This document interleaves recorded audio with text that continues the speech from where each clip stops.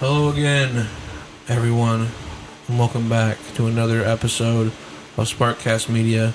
I am your host, Austin Bradley, joined, of course, by my co-host, Brian Sparkman. Hola. What is up, guys? We're back again. Back again with episode 16. It's been a little while. Had some things come up. Some things happen in the meantime. But we're back. Just, you always know we will be back at some point, eventually, every time. Yeah, we're like a dad. We're like dads. My dad's always there. Oh, my dad. Well, anyway, let's move on to a dad's favorite pastime. I don't know if that's true, but the NFL draft just happened. It's either that or baseball. Yeah, baseball sucks. Fuck everyone who likes baseball. That's just a joke if you like baseball, but I think it's boring. It's boring, but it has its entertaining moments. It does. I mean, seeing a home run is really exciting. I think people got suspended for a fight, charging them out or something like that the other day. That's all. That's Good. entertaining. That's entertaining. Charging the mound. Yeah, but I'd rather see football or basketball. What's that guy's or name? Hockey. What's that YouTuber? Bill Murphy or Bill Murphy? Or something Murphy. Kent Murphy. I have no idea who that is. Bro, you need to look him up, bro. He only hits dingers. Well, he hits dingers. All right, well, we'll move on to the first pick of the NFL draft, Caleb Williams. Now, that's called hitting a dinger for the Chicago Bears. That's for sure. I hope he does good. I mean, he has all the talent. All the talent around him. Look, it's as sure as a draft pick can be as Caleb Williams. And this isn't a Justin Fields type thing where he came in and didn't have weapons. He's got some weapons. He's got a lot of weapons. Oh, yeah.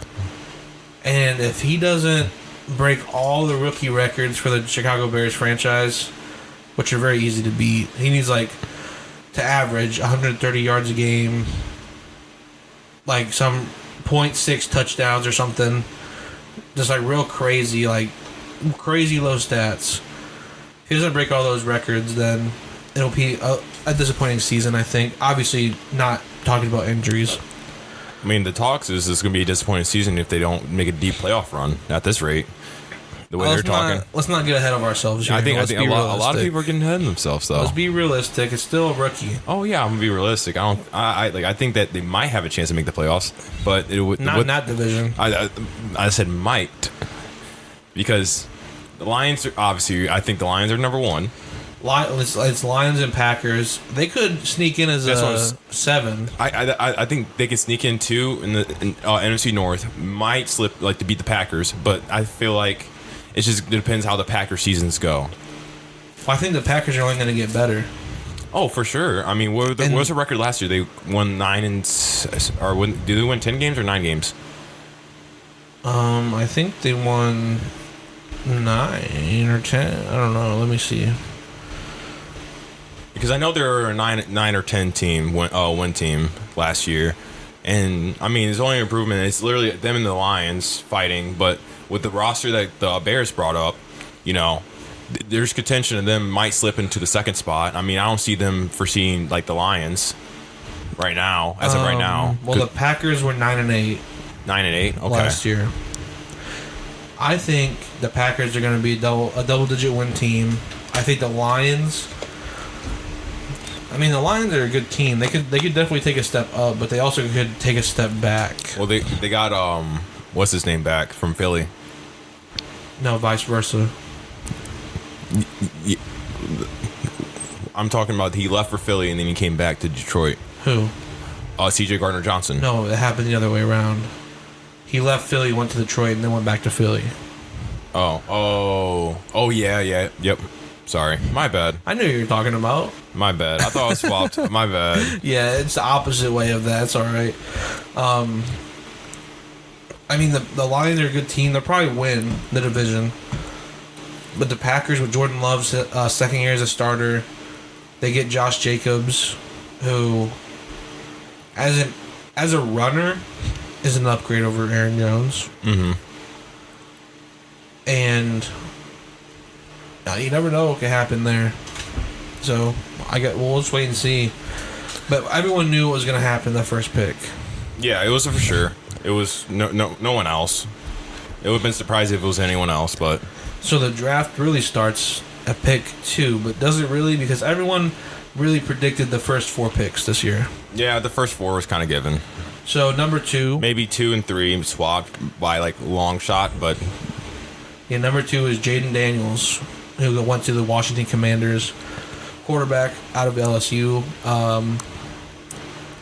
Not a bad pick, but in my opinion, Drake May is a better quarterback. Jaden Daniels is a better athlete, obviously. He is. I think Drake May is a better quarterback. Jaden Daniels has the potential to be a top 10 quarterback, but it's one of those things. He's more similar, if we're comparing this year's class to last year, he's more similar to like the Anthony Richardson type, where he has that super high potential type player. Mm-hmm. But he also has the potential to not reach that. Yeah.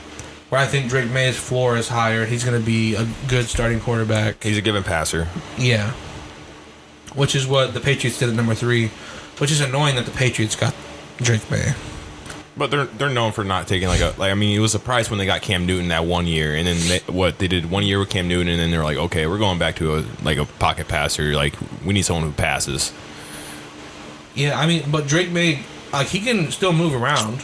He's not just a pocket passer. Mm-hmm. He just, in my opinion, he has the better quarterback. Does he remind you of Zach Wilson a little bit, or no? No. Coming out of college? Coming out of college, no. Who does he remind you of coming out?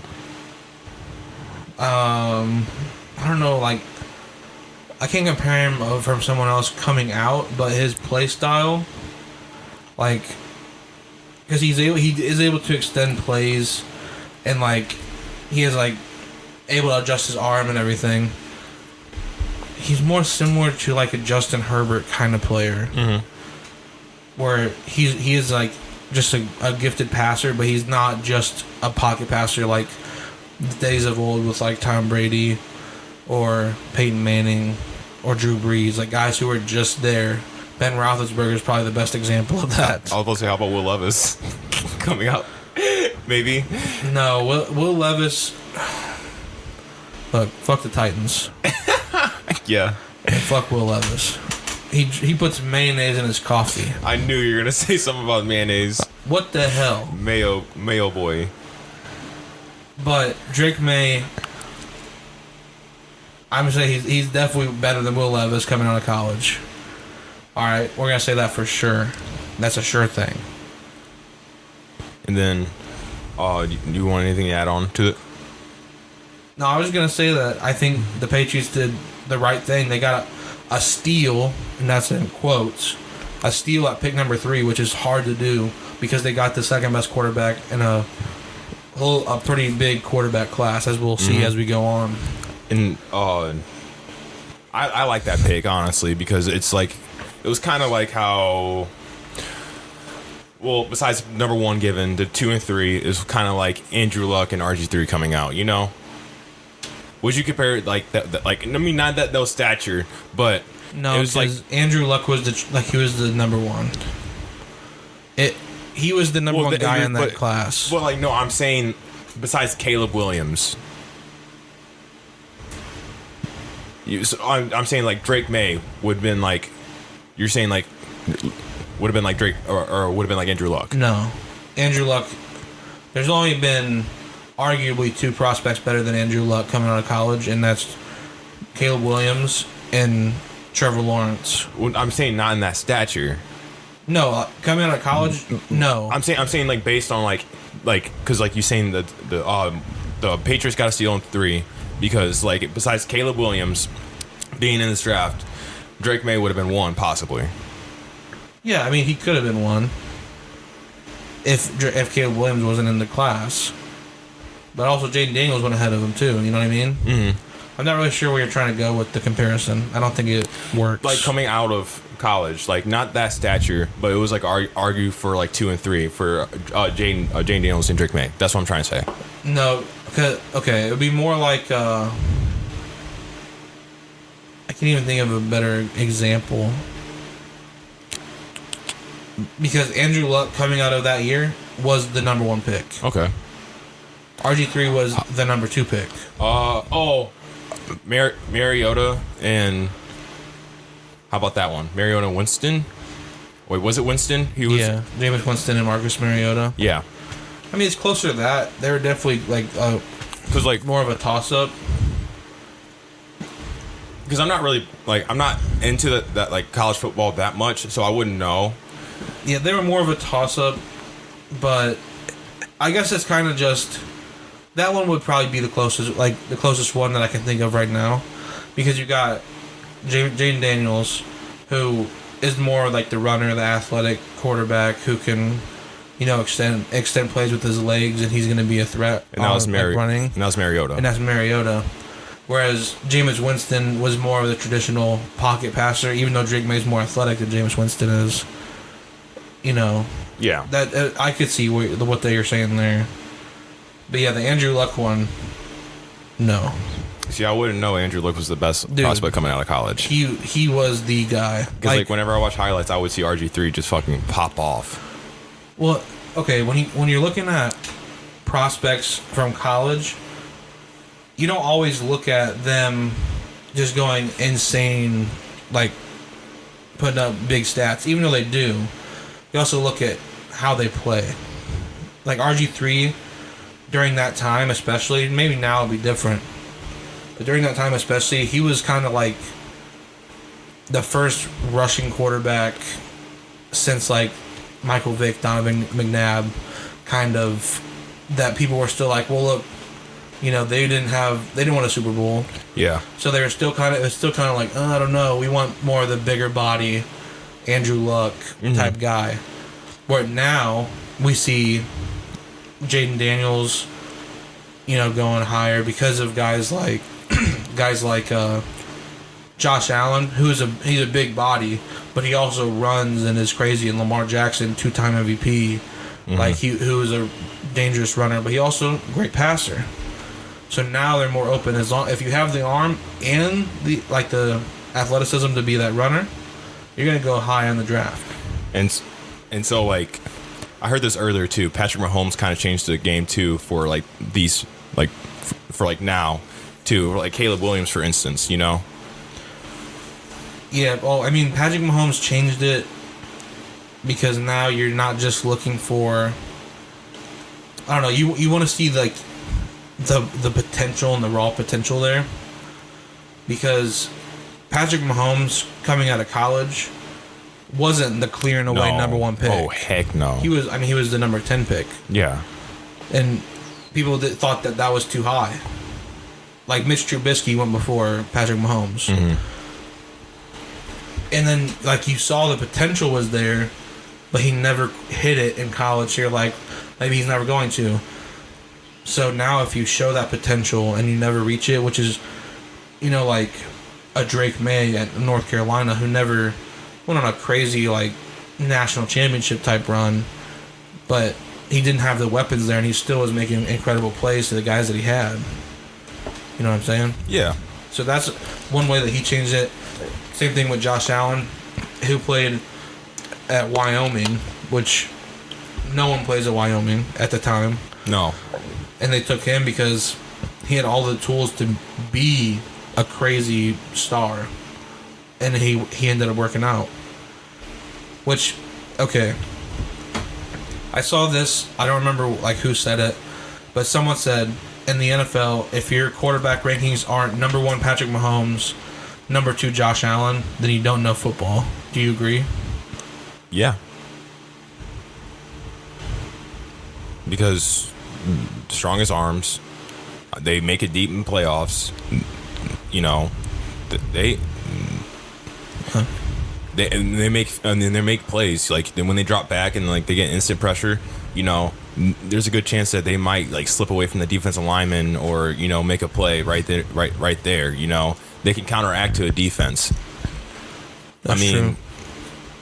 Like there's no other quarterback in the league that can compare to them two right now. I mean, because Lamar's not of a passer as them two. He got better. Or he is a passer, but he's not like a Josh Allen or Patrick Mahomes. He's not going to sling that thing like consistently. Look, I don't know. I think Lamar Jackson will forever be underrated as a passer because of how good he is as a runner. Yes. He is an insane passer, and it's only going to get better and better as he has like these weapons get added. Because when he first went to the Ravens, he didn't really have much weapons around him. And it doesn't help when his receivers drop passes too. Yeah, his receivers are dropping passes. And listen to this, I'm not the biggest believer in Derrick Henry, but they just signed him to be their running back. Lamar Jackson's never had that true running back there. No. Who can carry the load and take some pressure off of him. Because J.K. Dobbins, because of injuries and because of guys just not being able to live up to what that role was meant to be. With Derrick Henry, they have a chance to really kind of not change the offense, but take a little bit of pressure off of Lamar Jackson and just let him prove it that he can pass even more. Because he really is a great passer. So, I mean, I still think Patrick Mahomes is 1 and Josh Allen is 2. But I'm not going to say if you have Lamar Jackson at 2, I'm not going to say you don't know what you're talking about because it's definitely arguable. Justin Herbert, too. No, okay. This is why not for Justin Herbert. He's talent-wise, yes. But he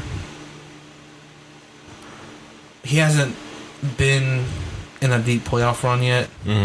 We haven't seen him be the guy in those situations. I mean, that's also a knock on Lamar. Yeah. Like, he's never been that guy to take his team over the hump and carry him on his back like that, which is why I have him at 3 still. But I don't know. Herbert, he doesn't feel like he does that in the regular season all that much either. Lamar does in the regular season. He has his games, but it's inconsistent, and plus injuries. But I will say, when he did have that broken finger and he played against the Raiders last year, I think, that was a great game. Put the team on his back. That was great. Oh, no, it was the Broncos. It was the Raiders against the Broncos, and the Raiders just absolutely whomped on them. Oh, yeah. No, that wasn't the Broncos. That was the Miami Dolphins against the Broncos. The Raiders, who'd the Raiders stomp, dude? The Raiders stomped someone. I remember. Because they almost got to 72. Yeah, because I know, like, literally, dude, like, they hiked the ball. There was a screen pass. Guy literally just ran forward, like, and then, like, just intercepted the pass and just didn't even stop his stride. Just went straight for a touchdown. Dude, okay, I gotta look this up and see if I can find it real quick. I thought it was the Broncos. Because everyone was labeling the Broncos as the worst team. But while he does that, we're gonna bring up the 4th pick, Marvin Harrison Jr. No, it was the Los Angeles Chargers. It was Chargers, 63-21. It was Chargers and Raiders. Yeah.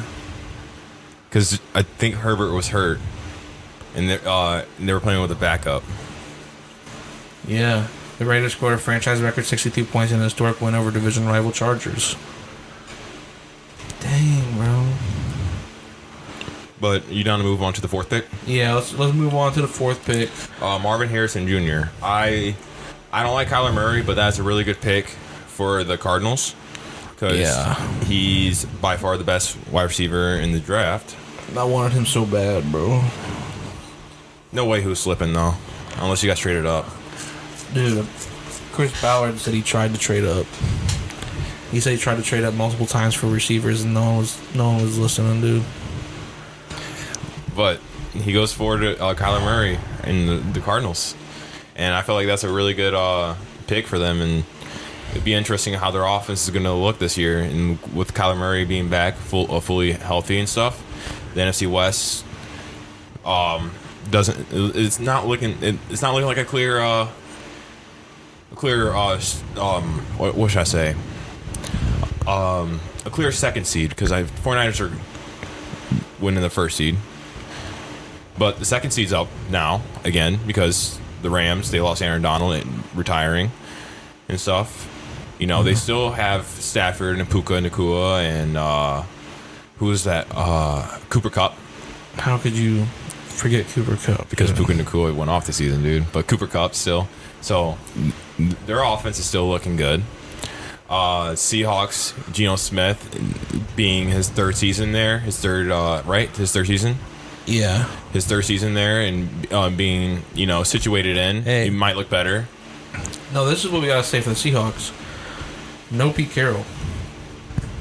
He's retired. What are the new Seahawks going to look like? That's going to be exciting to watch. For Marvin Harrison Jr., he has been... Ever since he was in his first game in college, where he went off, everyone's like, all right, he's a round one guy. If not for all these quarterbacks being selected, he could have been honestly selected number one, because that's how good he is. But here's the thing. I love the pick for Arizona, but I don't love the fit in Arizona, because if Marvin Harrison Jr. is your number one receiver, which he's going to be, who's your number two? Who are you throwing it to? I don't even... Remember when they had DeAndre Hopkins? I was about to say, I don't even know who they have. Well, do you remember when they had DeAndre Hopkins? Yeah. Everyone's like, oh, Kyler Murray got a weapon. It's going to change. What did the Cardinals ever do with DeAndre Hopkins and Kyler Murray? Not much. I mean, They had that crazy Hail Mary I was about to say catch. one crazy highlight. More of a team around Kyler Murray, more weapons, and get him more involved. They have Rondale Moore there still, who I like, but he hasn't proven himself to be anything crazy. They got James Conner, who's an old running back. They did draft Trey Benson later on in the draft, who I think it was probably the most NFL-ready running back. They have Hollywood Brown. Or no, the Chiefs. Chiefs do. Yeah. But yeah, they drafted Trey Benson and later on in the draft, was probably going to be the running back one by the end of the year. So, for all you fantasy players out there, Trey Benson could be someone to watch. But other than that, I mean, they got an offensive tackle, real late, Christian Jones. He's arguably a top 50 player, but I'm pretty sure he got injured or something. So they took him in the end of the 5th round. Mm-hmm. But other than that, they got nobody, no other offensive weapon. So I'm just wondering who they're gonna throw it to other than Marvin Harrison Jr. and maybe Rondale Moore. If he's even still there, he could have been traded by now. I don't even know. So that's the only thing. I don't really necessarily like the fit, but you got to start somewhere. And you already gave Kyler Murray all the money in the world. Oh, so. Trey McBride too. He had an upcoming season. Yeah, he's all right. But he's still.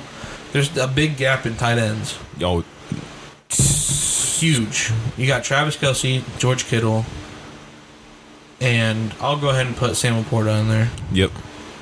And then after that, so there's a big gap between Laporta and Ferguson.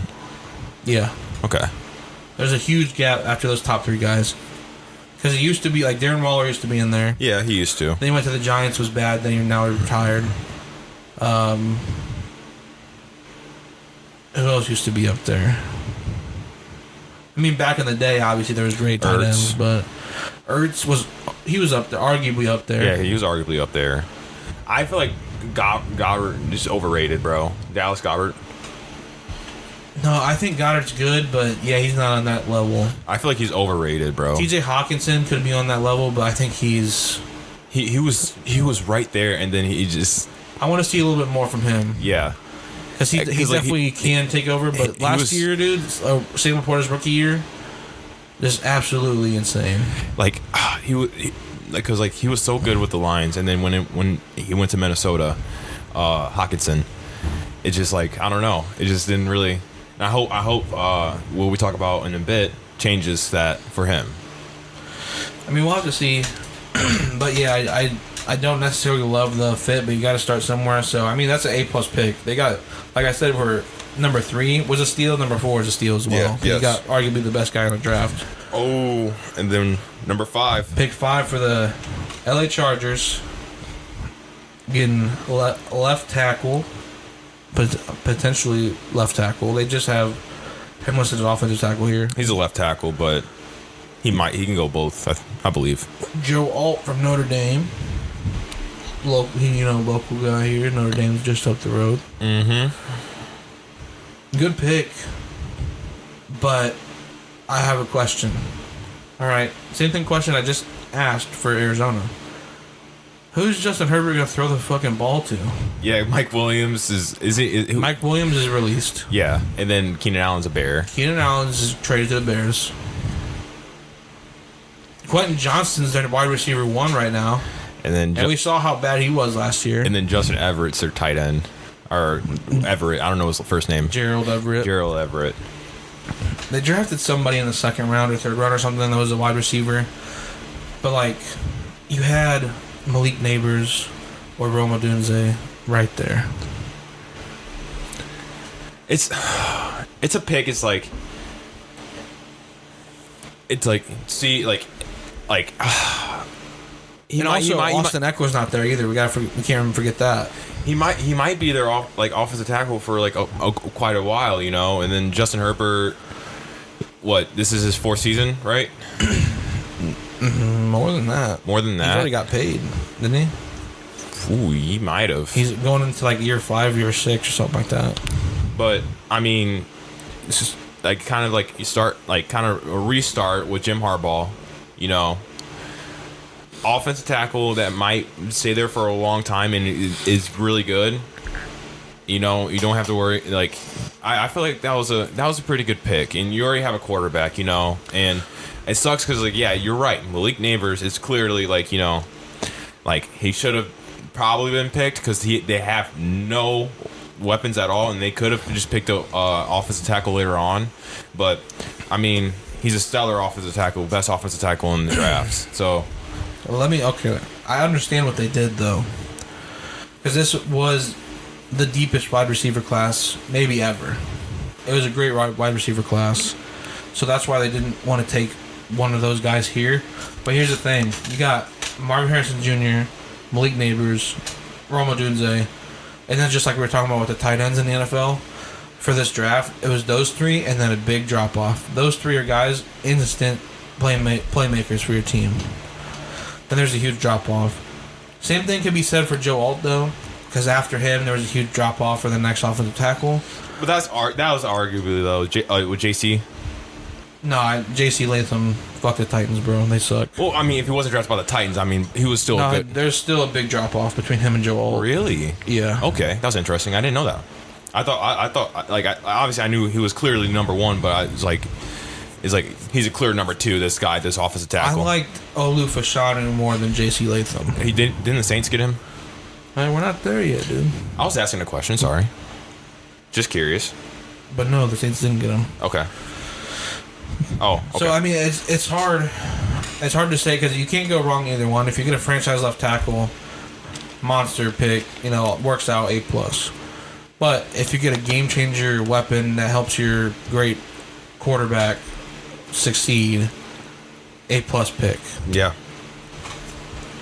So it's tough. Obviously, Jim Harbaugh wants to go more and build the trenches first before he gets the weapons. I just don't know personally if I would have done that. Next year, how's the receiver class for that going? Or do you know? I haven't even looked into it yet, but It's not going to be as good as this year. Okay, because I was wondering, well, maybe the receiver class in next year, maybe 2 years from now, maybe like stellar. And that's maybe why he's like, hey, I'm getting the stellar offensive tackle. Herbert, we're gonna try to get you someone this season, but definitely next season, like you're getting someone. I'll say this: if anything, if they're going to wait for a better class for next year, offensive tackle is probably the thing they would have waited on. Because this tackle class wasn't that great. But the wide receiver class, deep. Real good. Okay. But like I said, those top 3 guys are just instant playmakers if used correctly with the right quarterback. And I think Justin Herbert would have been the right quarterback for one of them. But we get one of those guys going the next pick, and they go to the wrong quarterback. They go to Daniel Jones. The wrong team. The New York Giants, Malik Neighbors. Gosh, dude. The Giants suck so bad. And Malik Neighbors, listen, I don't know. I'm just getting flashbacks to Odell. They never quite got the quarterback right. He's out of LSU. Like, Eli Manning was still there when Odell got drafted, I believe. But he was old man Eli Manning. And then now we got Daniel Jones, who they paid a lot of money for some reason. I'm not saying these quarterbacks were your answer, but golly, dude. I feel bad for Malik Neighbors because Malik Neighbors, honestly, it kind of reminds me of, like you said, OBJ, and he was good for the Giants, and then he went to the Chiefs, sucked ass. But Kadarius Toney, He sucked on the Giants too. he did. I thought he was decent. He showed flashes. I was gonna say I thought he was decent, and it looked like he just needed a better quarterback, and then he went to a great quarterback, and it looked awful. Yeah, and that's on him though. Like that, I'm not saying Daniel Jones like ruined him. That's on him. He didn't pan out. No, But Malik Neighbors, dude, number 6 overall pick. He's gonna pan out. He's going to pan out. Like Odell Beckham panned out as a good pick, but his career was wasted. And like there was people like obviously Marvin Harrison was a clear number 1 option for wide receivers, but Not to some people. yeah, that's what I was about to say. Not to some people, because like people were bringing up stats from Malik Neighbors in college and like saying this is better than Marvin Harrison, and like saying like, oh, if Malik Neighbors had blah blah blah blah, Okay, and here's the thing. They're both really good programs, Ohio State and LSU. But when your second wide receiver from LSU gets drafted in the first round of the same draft as you, and also had the most yards and the most touchdowns in the SEC last year, like obviously Malik Neighbors was drawing a lot of attention away from him. But I mean, we'll talk about more when we get there. But I don't know, dude. Like Marvin Harrison Jr. is just different. He is just different. He is. I mean, like whenever he was a freshman, there were stories like with Chris Olave, and like people ask him who's the best wide receiver in the room, like and they're like, that guy is, like, pointing at Marvin Harrison, and he was only a freshman. Yeah, like he is just different. No disrespect to Malik Neighbors. I really like Malik Neighbors, and I'm sorry that he had to go to the New York Giants here, but yeah, I don't know. I don't understand it. Because whenever you watch LSU, you see Jaden Daniels lighting it up. Mm-hmm. You see all the wide receivers lining it up.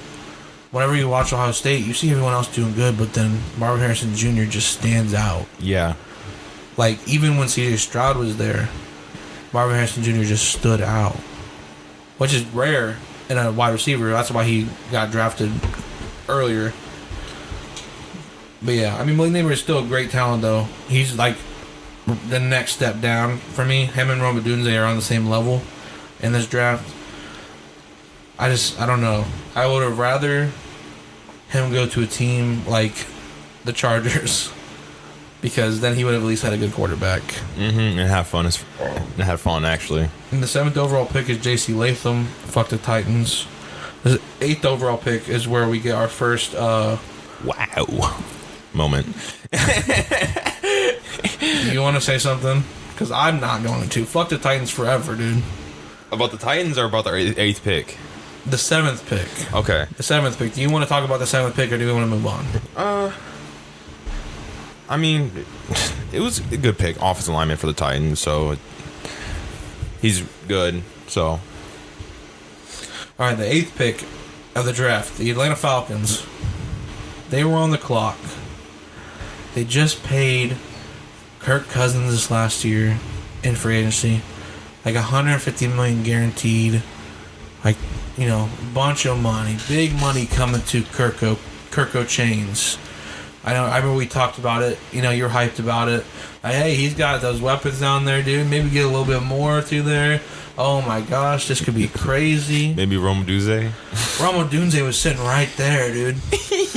Could you imagine Rome Odunze and Kyle Pitts and Bijan Robinson and Tyler Algier and the other wide receiver whose name I've been stalling because I can't remember it right now?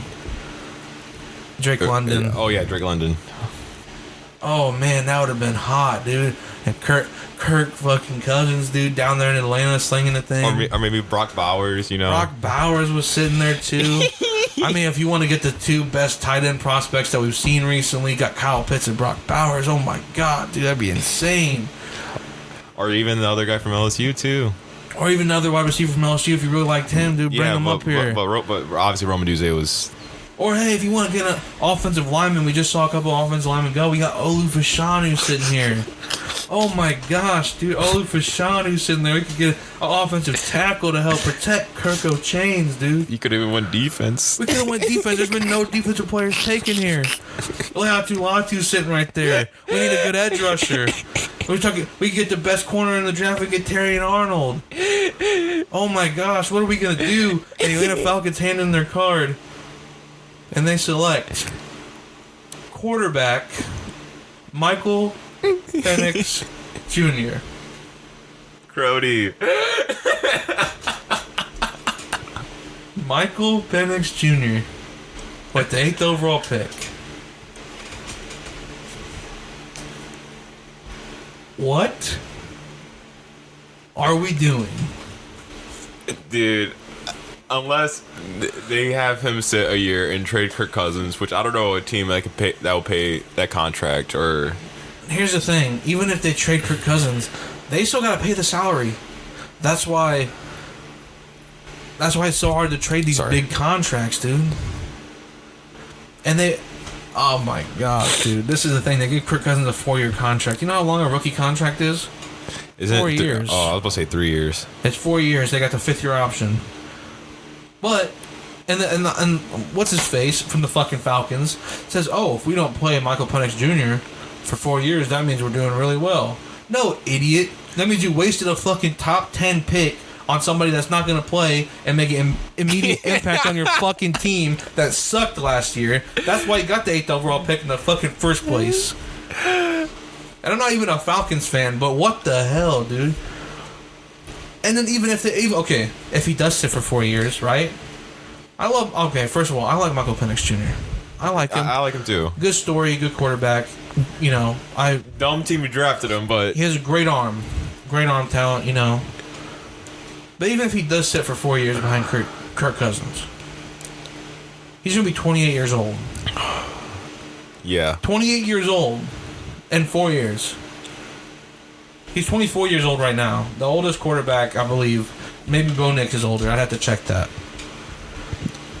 But oldest quarterback that got drafted in the first round. And, you know, if you like your guy, you go and get him. That's what people were saying. If you like your guy, you go and get him. Quarterback's the most important position in the NFL. I'm not saying it's not. This isn't Jordan Love to the Packers at fucking pick 30. No, it's not. No, because Aaron Rodgers was at the coattail. Look, this isn't Jordan Love to the Packers at pick 30 when a 21-year-old quarterback's coming in there to learn from one of the greats in Aaron Rodgers. Yes. And everyone knew Aaron Rodgers was out. And everyone knew Aaron Rodgers was getting frustrated. He talked about retiring, talked about wanting to leave. We just signed Kirk Cousins to a 4-year contract. He said, I'd love to be here and retire an Atlanta Falcon. And then you draft the guy who's going to take it from him. And maybe you're worried about his Achilles tear. But why'd you pay him $150 fucking million guaranteed if you were worried about his Achilles tear? Exactly.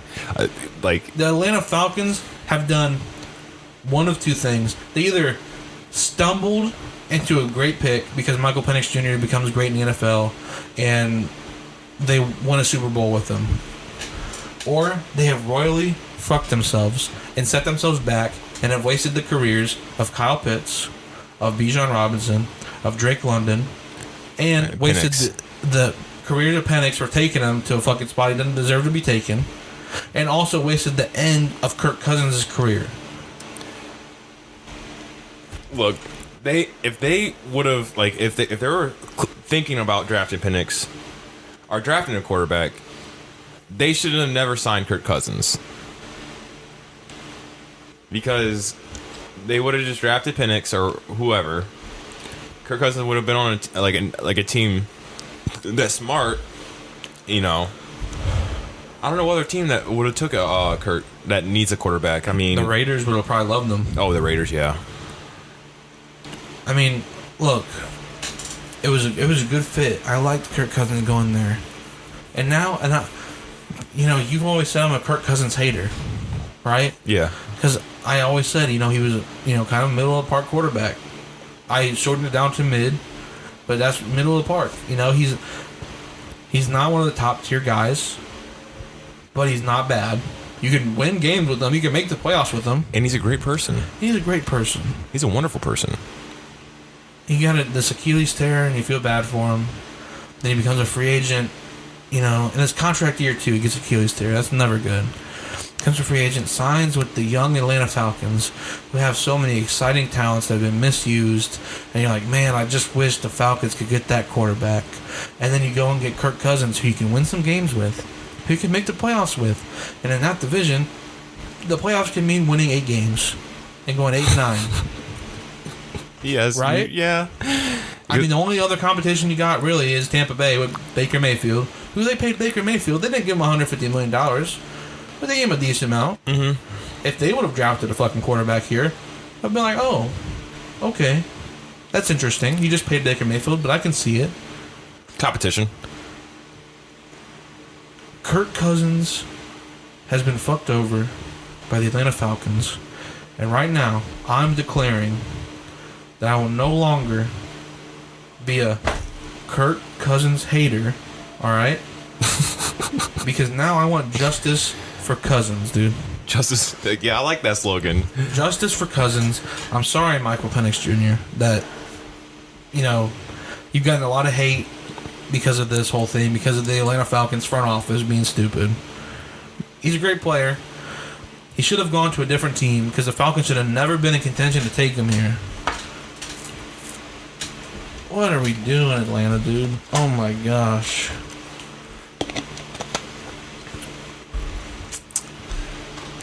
That was a wow moment.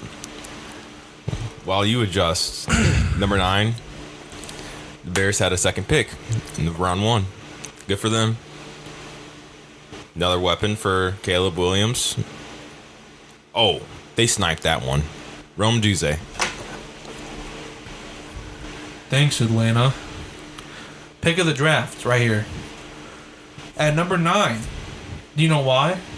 Because Rome Odunze shouldn't have fucking been there. No, he shouldn't have. He should have been an Atlanta Falcon. Honestly, if the Falcons drafted Rome Odunze, the Bears look for offensive linemen. I don't think they draft another wideout. I mean, maybe. Or they take Brock Bowers. Yeah. That should have been what happened here, but instead, we get Atlanta fucking everything up. I'm sure all the teams behind Atlanta are like, thank you. This is exactly what we could have dreamed of.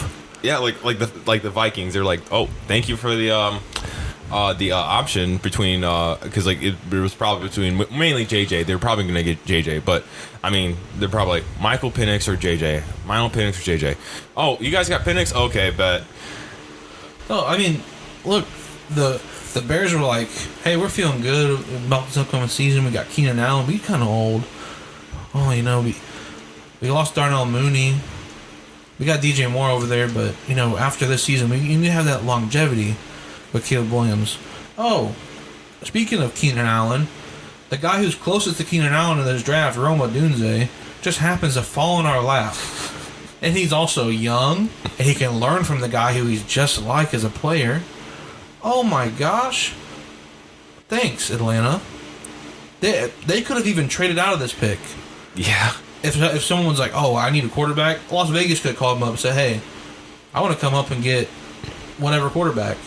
But this was like, if we trade out this pick, we're as stupid as fucking Atlanta. And we're not that stupid. There you go. Roma Dunze to the fucking Bears. Then number 10. Was there a trade? There's A trade up. There was a trade up here.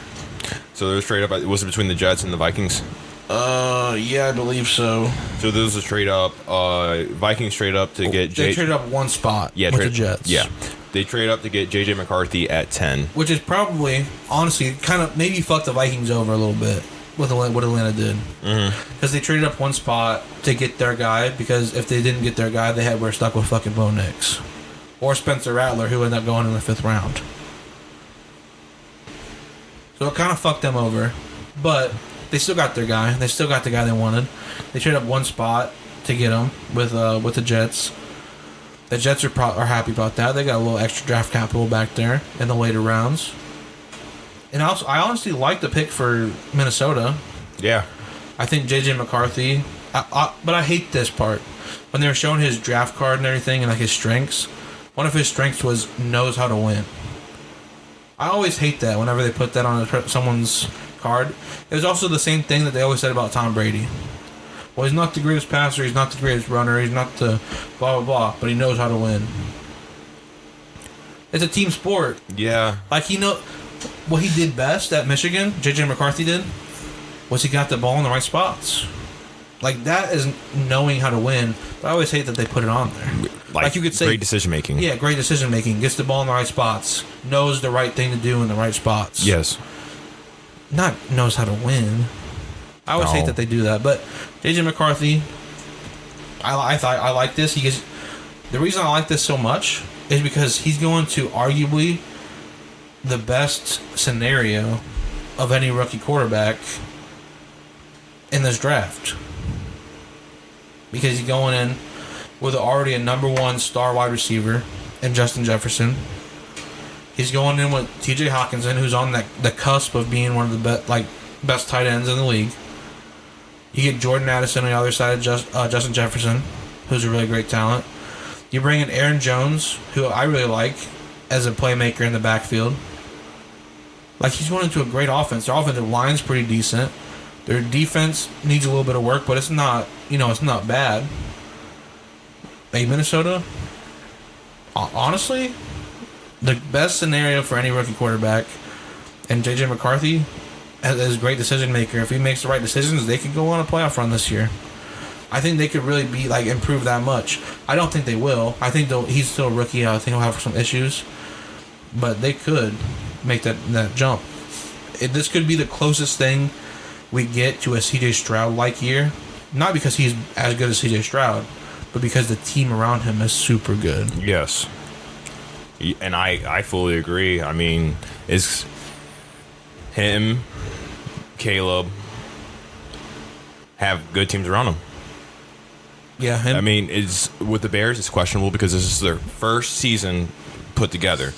The Vikings... On paper, Bears have a great team. Yes, on paper, the Bears have a great team. This is their first season put together, so you can't label them being a great offense yet, or they have potential to be the great offense. Mm-hmm. But the Vikings, they have proven. They just inserted a quarterback, a senior, right? A senior quarterback, and knows what he's doing. Comes from Jim Harbaugh offense. And Jim Harbaugh talks highly about J.J. McCarthy. And Jim Harbaugh is a quarterback coach. Yeah. I mean, look look at his past quarterbacks. Alex Smith. I mean, he did a really good job. Wasn't I wouldn't say he was great, but he did a really good job. Alex Smith, really good quarterback. Kaepernick. He had some real great years. Real great games too, broke records. And then he goes to Michigan. I don't know fully who he has in his full tenure in Michigan. Well, that's the thing, because he went to the Super Bowl with Colin Kaepernick. Yes. And I think they went to the championship game multiple times with Alex Smith. Yes. When he got to Michigan, they were looking for that quarterback. They were looking for that guy. And they never quite found it until J.J. McCarthy, and then they went and won the national championship. Once J.J. McCarthy as a starter in college, I think was 27-1. at Michigan. Yeah. Like Jim It was Harbaugh, crazy. Jim Harbaugh's like offense fits there. And if I'm not mistaken, the Vikings hired, I think, like an offensive assistant or something from Michigan this year. Ooh. So JJ McCarthy is gonna have like already know the offense basically. He's just gonna be like run wild. And honestly, great fit, great pick. And you know, if Atlanta knew what they were fucking doing, JJ McCarthy might not even be here because the Bears might have traded out of their pick. That NFC North, though. The NFC North is getting interesting. Because all lines are clear cut. We talked about this earlier. Lines are clear cut. Packers and Bears. Bears might slip too, but we think the Packers are for sure too right now. Look, and last year it was tight anyway because the Lions were 12-5, Mm-hmm. Packers were 9-8, Vikings were 7-10, Bears were 7-10. Like they're already tight. Now you just get 2 new quarterbacks in there and great players around the other teams that were already in the playoffs last year. Because let's not forget, the Packers were 9-8, yeah, but they also beat Dallas in the first round of the playoffs. That was great. So they're a team. They're a dangerous team. Jordan Love is making his name as a quarterback. This division could become one of the toughest, if not the toughest, here in a couple of years. Mm-hmm. You down the skim through, because we got through the top 10. Yeah, let's make this a little bit faster. I mean, there's obviously someone we're going to talk about here. Yeah. Olu Fashanu, who I already talked about a little bit before, was I believe was the second best tackle in the draft. Goes at pick 11 to the New York Jets, which is good because they need the other tackle. Yeah, because he's a right tackle. Yeah, they signed Tyron Smith this past offseason. They need, right tackle Olu Fashanu could come in, protect Aaron Rodgers. Hopefully they can make their run that they want. Number 12, Bo Nix. I'm not a big Bo Nix guy. I'm not either, but Denver needs a quarterback. That's what I was going to say. Like, I'm not a big Bo Nix guy. I think pick 12 in the draft is way too early. But Denver didn't have a second-round pick, and all the other quarterbacks are gone. Atlanta fucked them. Yeah, Atlanta fucked them because all the other quarterbacks are gone. Because I didn't think Michael Penix or Bo Nix were going to go in the first round. I didn't think that. Maybe late first round. I was about to say, I thought I saw late for Penix in second round for sure, but yeah, but between Bo Nix and Spencer Rattler, as terms of pro-ready quarterbacks, Bo Nix is pro-ready. He's going to be their week 1 starter. And I think Sean Payton is a great quarterback coach. He knows what he wants. He obviously really liked Bo Nix. He came out and said he really liked Bo Nix. I'm not the biggest fan of his, but he has the tools. We'll see how he's used in the NFL. Isn't he big too? Oh no, he's not that big. I thought he was like 6'4", but he's 6'2". He's 6'2", 214. Yeah. Wait, 74-inch wingspan.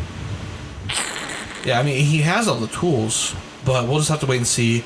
Brock Bowers falls to number 13 to the Las Vegas Raiders, which was a good pick in terms of talent, but kind of confusing for me because that was another team that needed a quarterback. Well, they're not going to take Spencer Rattler at 13. Oh no, but like they got fucked over by Atlanta too. Yeah. So fuck Atlanta, but they already drafted Michael Mayer last year in the first round. Mm-hmm. I really like Michael Mayer. Brock Bowers obviously coming out of college more hyped up than Michael Mayer. Yeah. But I don't know. They can figure out some ways to use both of them because 2 tight end sets are pretty common in the NFL. Yeah, double tight. Yeah. But I don't know. Kind of shocking when I feel like there's other needs that they could have went with. But not a bad pick. Now, number 14. Would you like to pronounce his name? Talis Funga. Taliesin Fuaga. Talasi Fuaga. I don't know about the first name, but I know the last name is Fuaga. Offensive tackle. I honestly didn't really know much about him, so I'm not going to say anything good or bad. But offensive tackle is a need for the Saints, so they got a good pick. Now, number 15. We're going to talk about this one, dude. Because my Indianapolis Colts were on the clock. They've been trying to trade up for a wide receiver. All the top wide receivers were gone. So they go out and get them the best defensive player in the draft, Laiatu Latu. Not only do they get the best defensive player in the draft, but they get a guy with a tremendous story. He had to medically retire from football. Had to get a cervical neck operation by the same doctor who did Peyton Manning's neck surgery. Which, oh, by the way, Peyton Manning, legendary Colts quarterback, and that neck surgery was a thing that made them get rid of him and release him and go with Andrew Luck. So now they're drafting a guy who had the same neck surgery by the same doctor who's going to come in and be impact player on the edge, which has been a need for a long time for the Colts. They've had guys who can get 8.5 sacks, maybe 9 sacks, be serviceable. Latu, he's fast, bendy. He's going to get around the edge. He's got not just one move like a lot of edges do. He's got like multiple different moves. If the first one doesn't work, he's going to the second one. If that one doesn't work, he's going to the third one. He's going to be in the backfield. He's going to be sacking Mayo Boy. And he's not no small guy. Oh, no, he's not no small guy, dude. He's 6'5", 260. Now, the only concern you have is the injury stuff, but I think he's played the past 2 years at UCLA. And I've got this saved somewhere. Let me find this. But these stats, he was number one in everything except for one category in the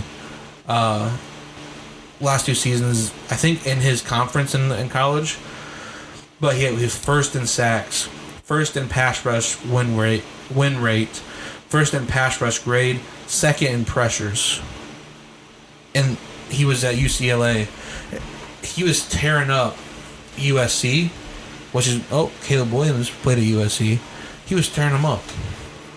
Latu, steal the draft. Not the steal of the draft, but a big steal of the draft. Because like I said, Rome Odunze was the steal of the draft earlier. But first defensive player taken at 15, the best defensive player goes to the Colts, and I think that's just going to make them an even bigger threat now with the healthy Anthony Richardson. Well, is UCLA ACC? No, they're out there in, what's the Big 12? Pac-12? Pac-12, something like that. Or Big 10? No, it's a Pac-12. It's a Pac-12. They're not the Big 10. It's a Pac-12. Yeah, Pac-12. With like Stanford, I think. I'm pretty sure, because like whatever USC plays in, they played against USC. I know it's like getting all mixed up coming up soon. Yeah. But yeah, they played against USC and over there on that side. So not like the SEC. We know like we got the Alabamas and the Clemsons and all this, but still really good talent. He or played even Big against. 10 football is pretty good too now. Yeah, like Big 10 and SEC are usually like where you see like real impact players. Latu. He still played against great talent. Like I said, Caleb Williams was over there at USC, and he was in the backfield all day on Caleb Williams. Mostly because the offensive line at USC sucked, but also because he's just that damn good. Yeah. So, I love the pick. I obviously went into the draft really wanting Marvin Harrison Jr. We didn't get him. Kind of knew we weren't going to get him. I was really hoping for it. But I'm real happy with this. And, not to mention that, he's already got a horseshoe tattoo on his arm. Big one, too. All over his fucking arm, dude. Oh, my goodness. He's already working out, going through drills with the horseshoe tattoo. At his first press conference, they asked what his other hobbies outside of football are, and he said, you know what he says? Nothing. We got ourselves a fucking dog, dude. This is going to be the best pass rusher that we've had since Robert Mathis, bro. Plus, Dwight Freeney? he retired before Robert Mathis. Oh, okay. But I'm not forgetting my boy, dude. Don't worry. Oh, okay. Dwight Freeney was awesome, too. But here's the thing, too. You get Latu off the edge. Now that means he's going to get some more attention on him. DeForest Buckner in the middle. He's a great pass rusher from the middle. He needs attention. He's going to need some attention. Kwity Paye. We got Kwity Paye on the other side, or we got Grover Stewart. Samson Ibukam on the other side of the Did you edge. guys have Grover Stewart? I'm getting there, dude. Oh. Okay. You're ruining my fucking flow. Sorry. I want to ruin it, actually. Thinking about it. Big Stu in the middle next to DeForest Buckner. He's more of a run stopper. But, I mean, if you're going to focus a lot on Latu and focus a lot on Buckner, Kwity Paye or Samson Ibukam and Grover Stewart, they're going to be eating too.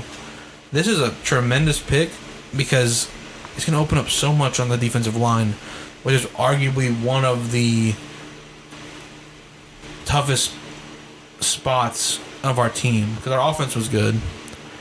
We weren't getting any pressure, and then our secondary is, we're which is like I really wanted a corner at the first round, but once Latu was there, I was like, that's a perfect pick. Mm-hmm. He's a Colts guy. Yeah. All right, that's all I gotta say. I'll let you go ahead and run through these next few. Yeah. Number 16 with the Seahawks, we got Byron Murphy II, defensive tackle out of Texas. Number 17, we have the Vikings, and they traded the Jaguars for this pick, and they got an edge rusher and Dallas Turner from Alabama. 18, the Bengals got an offensive tackle, which was well needed. They got a tackle out of Georgia, Amarius Mims. Did I say his name right? Marius? Yes. Okay, Marius Mims, offensive tackle out of Georgia. He is 6'8", 340 pounds. Dude, that's a man. He's a monster. Wow. The Bengals love their big, athletic offensive tackles. Because I'm about to say the offensive tackle was drafted before that. Gosh dang it. Fuaga. He's 6'6", and then like we compare him to like, let's say Joe Alt. Joe Alt's. I did not see that. Joe 6'9". Yeah, dude, he's a big fucker. This is live reactions. Oh wow, there's some big tackles in this one. Tackles are huge, but like that 6'9", 6'8", that's monstrous. Honestly, that's what you got to be now to play tackle. I know. Like, you got to be that tall and athletic. Minimum 6'6". We're looking at like starting to be centers in the NBA. That's what we're looking at. Yeah, because there's like the shortest offensive tackle is 6'6" in the first round right now for what we talked about, and then obviously the biggest is 6'9", but. Okay, we have Amarius Mims, 6'8", out of Georgia, 340 pounds, monster of a man. 19, the Los Angeles Rams selected an edge rusher out of Florida State, Jared Verse. And he's one of those guys, just real quick, he's not like, from his production, you're not like, wow, this guy's going to be great. But he's one of those guys that has so much potential, he could end up being one of the best picks of this draft. See, I'm reading right now. He kind of uses like Khalil Mack's playing style to get in the backfield, so like aggression, like bully. Yeah, like I'm gonna compare him to Latu, because Latu is more of he has the aggression. He plays tough, but he also, like I said, has so many different moves that he can use. He has skill moves. So much skill. Whereas Jared Verse, I'm not saying he's not skillful, but he's like bully. He bullies him. He bullies him back. He says, "Ooh." And then number 20, the Steelers, and I saw a lot of things on TikTok. Steelers fans were kind of happy with this pick in an offensive tackle, Troy Fautanu, and he's the shortest tackle we talked about. He's 6'4". Well, they announced him as a guard. He's going to be moving inside the guard. Oh, okay. Then that's reasonable then. Yeah. And then 21, Miami Dolphins selected an edge rusher. And there's a lot of edge rushers being selected. No cornerbacks yet. Chop Robinson out of Penn State. Chop Robinson, another guy with a lot of high upside. Really good pick there for the Dolphins. I believe Chop Robinson, who'd they have there in Miami? Who am I thinking of? Their edge rusher. Bradley Chubb. No, not Bradley Chubb. It was like a while ago. Who'd they have, dude? He came out of nowhere. I can't remember his name right now. But he reminds me a lot of that Jason guy. Taylor? No. I don't know. Let's move on, because I don't want to take a long time thinking about this. But okay, whenever you come up to it, he reminds me of that guy, but randomly. Also I know ESPN compared him to like Josh Sweat type player. Mm-hmm. So he's a good player. We'll see how it works out. Quentin Mitchell is the first DB taken out of the draft, 22 to the Philly, out of Toledo. Quinyon Mitchell. Or at least I think that's how you say it. Quinyon Mitchell. Christian Wilkes? Huh? Christian Wilkins or Wilkes? Is that what you're talking about? Sorry. What's his name, dude? It's not. It's like it's close to that. What's his Wilkins, name? Wilkins or Wilkinson or something. Christian Wilkins. All right, yeah, I know who you're talking about now. Yeah, that guy. He kind of reminds me a lot of him. Chop Robinson does. But yeah, I'm glad we got it. It was gonna kill both of us probably. Quinion Mitchell. I think he's gonna be a good corner. He's gonna definitely play on the outside. He's 6 foot, 195 out of Toledo. He's like in this cornerback class, you either wanted him or Terrion Arnold. And Terrion Arnold is more of that playmaker, crazy, playmaking guy on the outside. Where you get Quinion Mitchell, who's just gonna lock you down, man to man, like skillful. He's gonna be with you. He's gonna get his hands on you and like all that stuff. Talib. No, not quite like Akeem Talib, but like he's that kind of player. So the Eagles obviously wanted him to go on the other side of Darius Slay. Mm-hmm. So good pick. Or wait, Chris Harris Jr. Because Chris Harris Jr. is short, 6 foot around there. Well, and he plays lockdown. 6 foot for a corner is not short. 6 foot for a corner is he's like average. Yeah. See, I would like my corners being 6 foot or above. Well, yeah, that's why he's average. He's 6 foot. And 5'11", you could still play on the boundary, but once you start getting below 5'11", that's when you're talking about, you got to be a special type of player to play outside at like 5'10", 5'9". Mm-hmm. Okay. Number 23 was a massive trade because it was originally the Browns who had it, and then the Texans had it, and then the Vikings had it, and now the Jaguars got it. Mm-hmm. And they drafted the other LSU wide receiver, Brian Thomas Jr. Yeah, which he was the guy who had all the stats to go for. Let's see, he led the FBS, not the SEC. Sorry, the FBS with 17 touchdowns in 2023. He also had like 1,700 yards. Like, just crazy. Obviously, Malik Neighbors was taking a lot of attention away from him, but still, you got to be a good player to do that. Because he was still getting open, and he was still there. Oh, yeah. So, I think, honestly, good pick for the Jaguars. I mean, they lost Calvin Ridley, so... And good, because they're not paying a 30-year-old Calvin Ridley what the fucking idiot Titans are paying him. No, and they just got to reset wide out, kind of like with Trevor Lawrence... Higher upside than Calvin Ridley, but he still brings that same type of energy. Like, I saw someone compare him to like a T. Higgins kind of player. Now, maybe that's because he's the second option on a team, and T. Higgins was the second option behind Jamar Chase. But T. Higgins, like I said, still a great player because he still gets open and he still makes those plays. So, I honestly, good pick for the Jaguars here. I like that pick. And number 24... the Lions pick. It was originally Dallas's. Lions picked Terrion Arnold. Yep. Terrion Arnold. Personally, my favorite. He's a little bit smaller in weight, but not much that matters.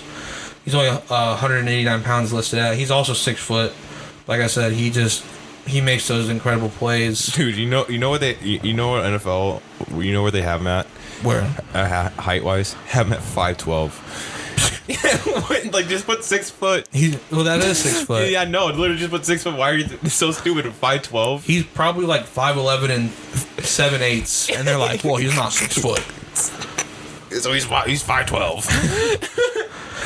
So, I mean, honestly, and when he came out for the draft as well, when he took the microphone, because they were in Detroit, obviously, for the draft, and he turned around to the Detroit fans, he's going to be a star there. I really do think so. This is their redemption for the Jeff Okudah pick a few years ago. Because Jeff Okudah never lived up to what he could have been. Yeah. And then we're going to move on to the Packers, the next NFC North team. They drafted an offensive lineman, Jordan Morgan, who out of Arizona. Could be their David Bakhtiari replacement. He's only 6'5", so he's not one of these monsters. But 6'5", 311 out of Arizona, he played 37 games at left tackle at Arizona. So you could get your David Bakhtiari replacement, and Jordan Love could have his bookend for his career. You want to kick off 26?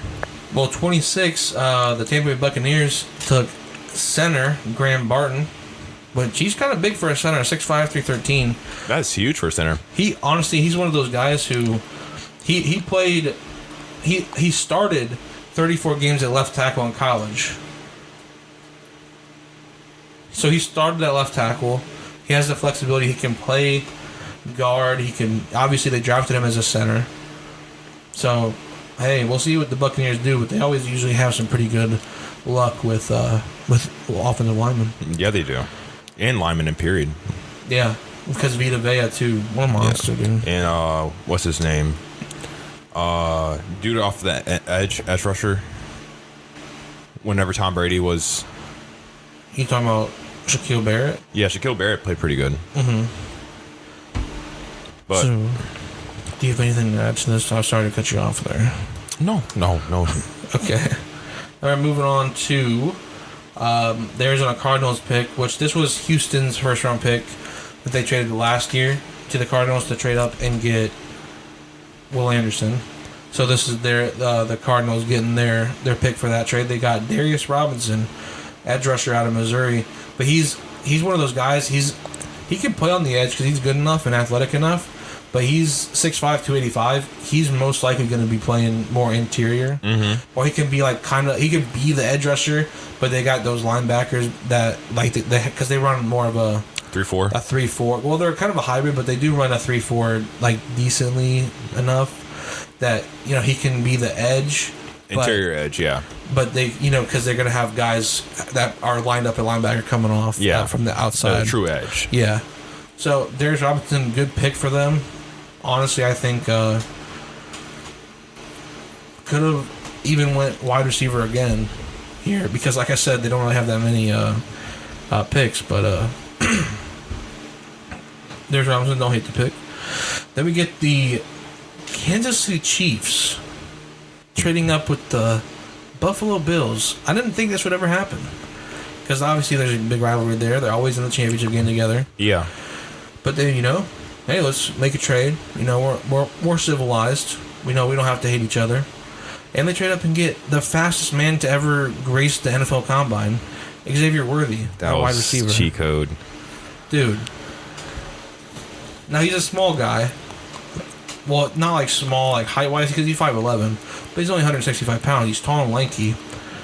But here's the thing. He's not going to be having that much contact when he runs 4.2, 140. Can you say Tyreek Jr.? Dude, this guy is going to be insane. I know everyone was talking about a Deshaun Jackson comparison with him. That might be too much. Because Deshaun Jackson, punt return, he was he was also a good wide receiver, I'm saying he did both. Yeah, he does both, too. Xavier Worthy does both. Oh, he does both? Oh, yeah, he does both. Okay. But I don't think the Chiefs, if he actually pans out as a wide receiver, obviously you don't really want your number one guy being a return man. If he runs 4.2, 140, especially with the role change, we don't know how many starting wide receivers are going to be out there playing kick return because it's going to be harder to get a return touchdown. Because I know in the late, because I remember when they had Tyreek Hill, return some. I didn't say they didn't have him completely because obviously you're not going to say, hey, you're the fastest guy, but we don't want you. Obviously, I want my fastest guy returning. But when it comes later in the year, I saw them lean towards someone else to be a return man, just so Tyreek, is more available on offense. Yeah. But if this motherfucker comes out and does it, that'll be exciting, dude. Especially how fast he is too, and you saw how Patrick Mahomes was with Tyreek. Well, I think that's what they're doing because they also, like you had mentioned earlier, signed Hollywood Brown this offseason, who's obviously extremely fast. They're just going to keep drafting fast receivers, and you're gonna be playing that Kansas City offense, boom or bust kind of offense. Which last year they were honestly lacking last year, and they still won the Super Bowl. They just clicked it late in the season. They just got it clicking. But now you got Xavier Worthy and Hollywood Brown and Rashee Rice, as long as all his legal stuff turns out okay.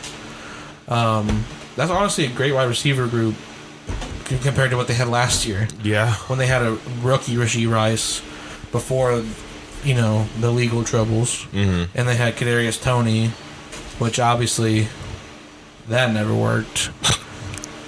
But yeah, good pick. Then right here, you're gonna love this.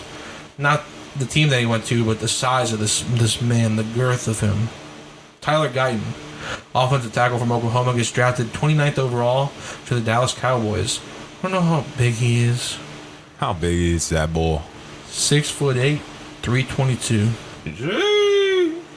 He only started 14 games at tackle in college, so he's a raw prospect. Raw, yeah. But he's gonna be a guy. Size. He's at size. He has going to the Cowboys, who have had again another team with great offensive line success recently, and they just lost Tyron Smith. That's his name, right? Yeah, Tyron Smith. Yeah. They got Tyler Smith. Yeah. And they got Tyron Smith. Tyron Smith was the old tackle. Yeah, and now they get Tyler Guyton. They just love those ties, dude. They love those ties. Yeah, he could be the replacement there. Pick 30, wide receiver out of Clemson, Nate Wiggins, gets selected by the Baltimore Ravens. Pick 31. Oh, dude, wait, unless you have something to say about... Hold on, I want to say this. This is one of the corners that because you were talking about earlier. Mm-hmm. 6'1", 173. Runs 4.28 40. So he's probably the best at like a zone coverage type scheme, because he's one of those guys with such so if the speed's so good, he can run over and make a play. Mm-hmm. So he's gonna be able to get in those good plays in zone. So good pick there for the Ravens defense. And I'll let you take over now for pick 31. Pick 31. Not gonna lie, I didn't hear this guy until we drafted him, and then my colleague over here texted me, who was very hyped. I was like, "Oh, what's the hype about this guy?" And so I go on Instagram and just look at this I just typed it in, just see his highlights, if he had highlights on there. And the first highlight I saw was the ridiculous one-hand catch. He caught it one hand and just takes an absolute smack with two defenders, and still manages to hang on to the ball and catches it. He's 6'1", good in height. They're saying he has really good route running. And a team like the 49ers, that's going to be nasty. And I can't wait for him to play, because I think him and Ayuk have connections. They like each other. They follow each other. I think I saw them training. So if Ayuk stays, which I hope with that pick, he's like, all right, I kind of want to stay, play. That's our offense is just, that's going to be unheard of, because obviously he's going to be playing our slot, and having that on slot, that's just crazy. I mean, it doesn't even matter, because all three guys can play whatever. I mean, I like Ayuk more outside, but Debo can play in slot too, So that's my take of that pick. And of course, with the 31st pick, San Francisco 49ers selected Ricky Pearsall, wide receiver out of Florida, which is my personal favorite pick of the draft. I love Ricky Pearsall way back before last year's draft, when I was watching the Anthony Richardson highlights, and I was getting, real hyped up about Anthony Richardson. And this guy, Ricky Pearsall, just kept popping up, dude. I love watching Ricky Pearsall play with Anthony Richardson. Then here's the thing. This past year at Florida, they got a new quarterback there. I'm unsure of his name. But from what I heard about Florida this past year, not a lot of good. You know what was good? Ricky Pearsall.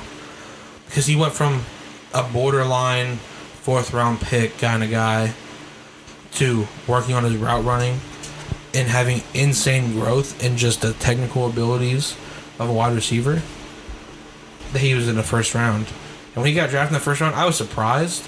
I still thought he was going to be a 2nd or 3rd round guy. But I was super happy, and I texted you right away because it was to the 49ers. Mm-hmm. And I told you, I'm not going to hate the 49ers as much anymore, because I love Ricky Pearsall. Yeah. That's my guy. He's on my list already of one of my guys. Fantasy guys? I mean, We'll have to wait and see about Wait and see, fantasy. wait and Dude. I'm see. not gonna give you my strategy or nothing.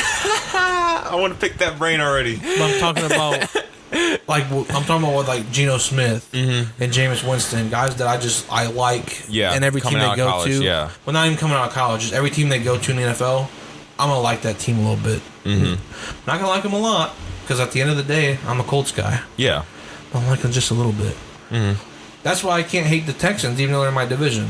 Because I love C.J. Stroud. Oh yeah, dude, I love C.J. Stroud too. I don't hate the Jaguars because they kind of sucked forever. There's no one on their team I really like.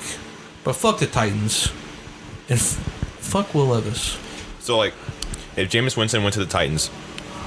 Don't ever say that ever again. I will never... What would you have done if Ricky Pearsall went to the Titans? Dude, I would have had a... Aneurysm? I would not know what I was going to do. But we're going to move on because... I love the Ricky Pearsall pick, and like you mentioned, he's a versatile guy. Debo's a versatile guy. Ayuk's a versatile guy. McCaffrey's a versatile guy. George Kittle's a versatile guy. Brock Purdy continues to have weapons. No disrespect when I say this. He continues to have the easiest formative years of any quarterback ever in NFL history. And that's no disrespect either. But he has literally so many weapons around him and so many tremendous versatile guys that they can line up anywhere and do anything with. And he's doing the right things. They made it to the Super Bowl. And it's his formative years. That's why I wanted to say that. His formative years. Because years down the road, if he starts to have these not so good weapons, he's going to be the guy who's going to make his receivers step up because of how good this group of guys he has is. Yeah. So, yeah, I mean, that's just what I want to say. And then I'm going to say this right now. For a 32 pick, besides the 31 pick, this is tied up there for, at least for me, for the 31 pick, because obviously I'm a 49ers fan. But I so much love for this guy. And I'm sure this is tied for number one for you, too. Maybe it's a hard second, because Ricky Pearsall, you love that guy, because Anthony Richardson was thrown to him. But it's so hard not to love this next guy, dude. And we didn't even think that he was going to go in the first round. Well, he was a borderline guy. But here's the thing. Panthers told him, hey, if you're there at 33, we're going to take you. And he's like, hey, the Panthers told me if I'm there at 33, they're going to take me. And the Panthers were like, no, we said it to like 50 other people. Then they get to 32, and they're like, fuck.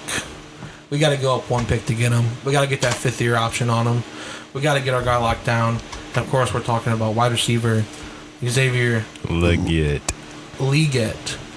He said that's how you say it. I'll respect him.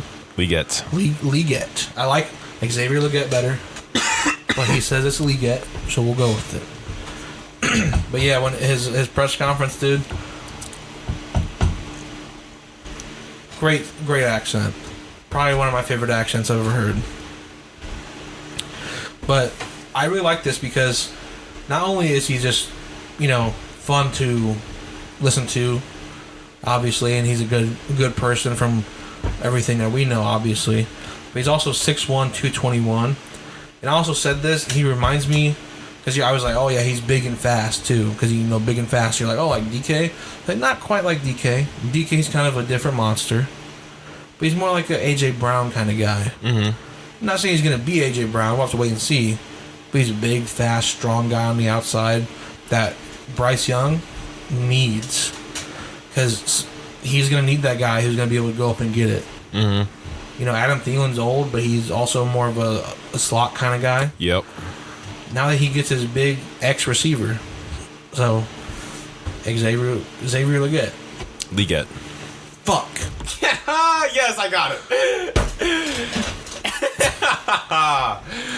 All right, and that concludes the first round of the NFL draft. And is there any more prospects you would like to talk about? I know there was one for me. Okay, so there's obviously a lot of steals. I don't know who you're going to talk about, but Cooper DeJean was a steal. He was a first-round draft pick who got drafted by the Eagles, unfortunately. I really am starting to hate the Eagles. Mine was a pick right before that because I played against them. Brandon Fisk, or Don't know how to say his last name. Defensive tackle out of Florida State. I think Fiskey. Fiskey. I think that's how you say it. Yeah, a defensive tackle out of Florida State played against him. He went to Michigan City. Yeah, I saw that. That's honestly really cool. And so I was talking to one of my old teammates last night. We're playing games, and we're talking about him. And I was like, I don't remember blocking against him because he's interior lineman, and I was a center. So I would remember blocking, a guy like that in that stature. And I was like, I don't remember blocking against him because their interior lineman wasn't white. So it's I was like, I don't remember blocking against him, but I do remember seeing like him off the edge, And then Max, or that's my buddy's name, Max. He was like, yeah, he came off the edge at that time because the guys in City, they had big guys. He's not that big. I mean, he's 6'4", but at that time he wasn't 6'4". He hit a spurt because he went to Western Michigan. That's what, because a lot of those guys in Michigan City went to Western Michigan, and then obviously got better and went down to Florida State, and got drafted second round, which I think is awesome. And also I played against, my buddy brought this up last night too. I went against two NFL players, him and Jordan. No, not Jordan. Jusevich. He got drafted. Xander Horvath. He got drafted fullback off the Los Angeles Chargers. Oh yeah, I remember him. Mm-hmm. Xander Horvath, because he played at Marion High School in Mishawaka, and that was our rival. There you go, dude. There you go. Yeah, dude. Little history lesson, backstory behind me. Could have been there in the NFL too, huh? Yeah, it could have been me. Could have been me. Could have been you. The only other guy I have to talk about really is I just know because I'm like I said, a Colts guy. Adonai Mitchell falling to the second round. A lot of people had him over Xavier Legette, over Ricky Pearsall, over Xavier Worthy. He also is from Texas. He played with Xavier Worthy. A lot of people had him in that first round caliber guy, and we got him in the second. And apparently he slipped because of character concerns, and Chris Ballard came out and said, "Fuck that. He's a good kid. We're gonna help him reach his potential." And I like that, and I'm excited because now we got Michael Pittman Jr., who I love. He's my guy there. Yeah, I wanted him forever. Yeah, me personally, I like Josh Downs a little bit better. But go on, sorry. We got Josh Downs in the slot as our like I said when he was drafted. Well, I was at work and my AirPod in, listening to the draft, and we drafted him. Verbal, yes, let's fucking go. I really like him, and he showed flashes last year. He's only going to get better. Now we get Adonai Mitchell on the other side, on the outside of Michael Pittman. And then, let's not forget about Alec Pierce. He is a versatile guy. We can move anywhere and use him however we need to.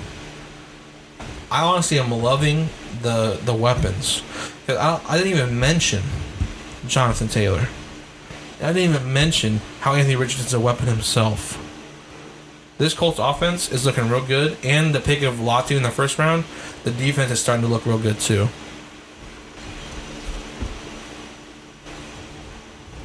I think I've talked about about the draft wise.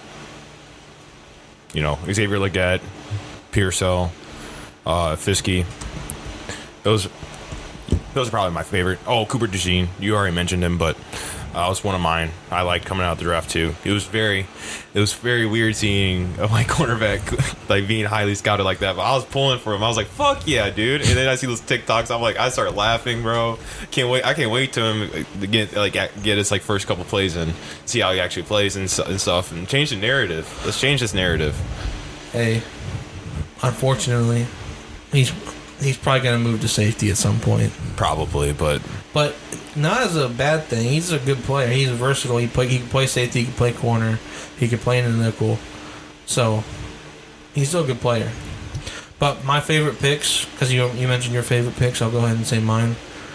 It's honestly a tie for Ricky Pearsall and Latu, just because Latu's such a Colts guy, and he's already got a Colts tattoo, and it's awesome. Yeah. Oh yeah. But Ricky Pearsall, there's not many times where you see a guy who's kind of like I said, like a fourth round talent kind of guy, and you like him, and then all of a sudden he's a first-round guy. So seeing that was really awesome. So, I mean, those two are probably my two favorites. Keon Coleman, who got drafted by the Bills at 33 overall, he's real funny. You know, his press conference was awesome. Xavier Leggett, like we were talking about. His press conference was amazing. Yeah. Oh yeah. I was trying to act like tough guy. But yeah, those are probably my favorite picks. Other, like, obviously, from just like a feel good kind of thing. What? I have to pee. Oh, okay. Well, we're going to cut here. We'll be back soon, and we're going to be talking about the NBA. All right. We are back now.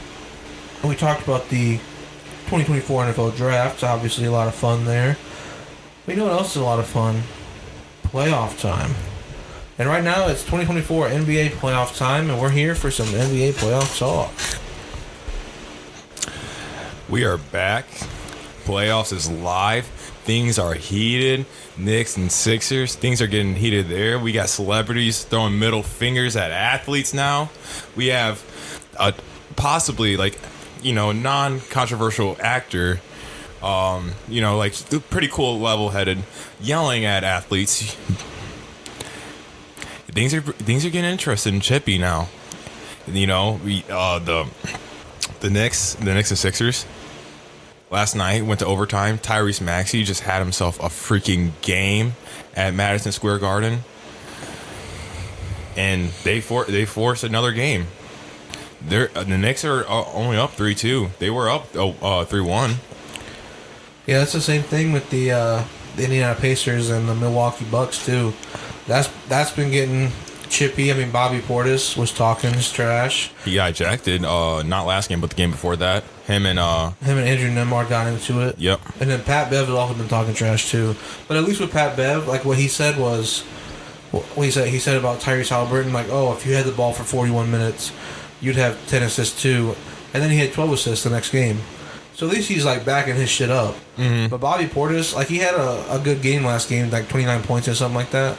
But I don't know. I don't like Bobby Portis. It's because Dame's out, Giannis is out. So that's the only reason why Portis is getting those points. Like, all right. Bobby Portis is kind of like the same in terms like of Draymond Green in terms of like no other team likes him. Yeah. But the fans of that team really like him. Yeah. And he's like, because like whenever he was with Chicago, he showed spurts of that. But it wasn't a full, like, Chicago didn't really embrace it as much as Milwaukee's embracing it, because Milwaukee's a good team. I mean, and when you go to a Bucks game, you're expecting a good team, you know, but like only if you have your star players. So like Dame and Giannis. It was kind of surprising they even stole a game from Indy without Dame and Giannis, but I don't think the series is going to go to 7 though. No, I think Indy's gonna end it here tomorrow. Yeah, as we record this. Yeah, I think they're going to end it. It's going to be a 6-game series. Because Indy's playing home tomorrow. Well, here's what happened. The 2 games that they lost, they were doing like their actual like regular season rotation instead of playing their stars. So I think their coach is Rick Carlisle, right? Yeah. Yeah. Rick Carlisle sees that. He's going to be like, all right, time to play our stars again. And Tyrese Halliburton is going to be playing the whole game. You know, Miles Turner's going to be playing the whole game. Nembhard is having a great playoff series right now. He's really coming into his own here in the playoffs. Mm-hmm. And I've been a fan of his throughout the season, but yeah, he's having a great series here, and I think he's going to probably play the whole game because he's been giving that energy against the Bucks. He really has, and Benedict Mathurin is also having himself a pretty good, I would say, playoff series. Is I feel like, because I've been seeing him on quite a bit of highlights. Mathurin, yeah. He's out. He played before, or he was playing the series. No, I don't think so. I think he's hurt. It's Neesmith. Aaron Neesmith. There you go. My bad. Yeah. You're good. I was confused because I was going to get to that. Like, we're doing this all without Benedict Mathurin. Yeah. He is a big part of the team, He's obviously a good scorer and good defender. We can't forget that. But I mean, that's what the Bucks fans are crying about. Is that we don't have Giannis and we don't have Dame. So I'm not gonna sit here and cry about it. But Yeah. that's the difference between Pacers guys and Bucks guys, I guess. It's just unfortunate too. I mean, even before, in the season, if we want to talk about this, all right, all you Bucks fans out there, the Pacers were 7-1 against the Bucks and throughout the season and before the last playoff game. They lost 1 game to Giannis and 2 games to Dame. Yeah, I remember because they stole the game ball from Giannis. And Giannis charged the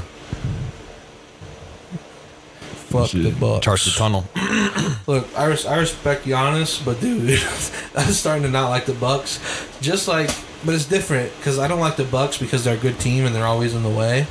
Because I don't know, I'm in this weird space now. I'm embracing the fact that I love the Pacers. But I also really like the Celtics, and I have for a long time.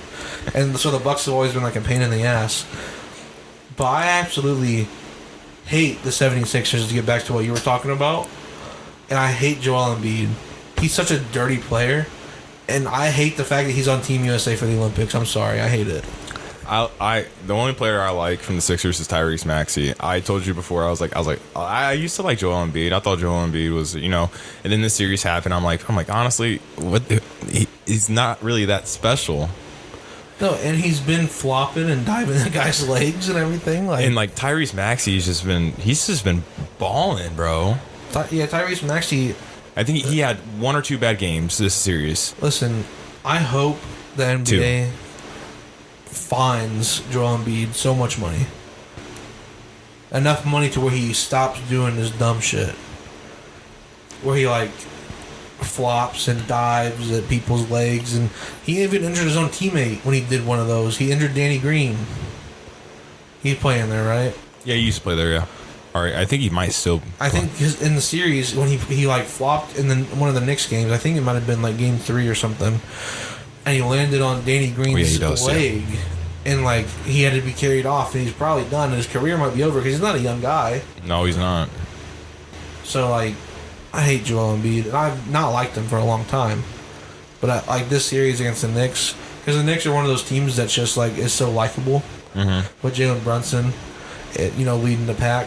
Oh yeah, I used to not like the Knicks, but Jalen Brunson really changed my aspect, and I kind of like Knicks basketball. The Knicks have been so bad for so long, and the Knicks fans have been really wanting, and they've been behind every single one of their teams. Mm-hmm. Even when they drafted Porzingis, everyone's like, "Who the fuck is this?" And the Tingus Pingus thing. The Tingus Pingus. But they were behind him once he started playing. They're that's our guy. Yeah, he's playing good. And now they're finally a good team, and now they face the dirty Joel Embiid Sixers. I hate the Sixers, and I hate Joel Embiid. Dude, one series I've been watching really close is that Knicks and Sixers series.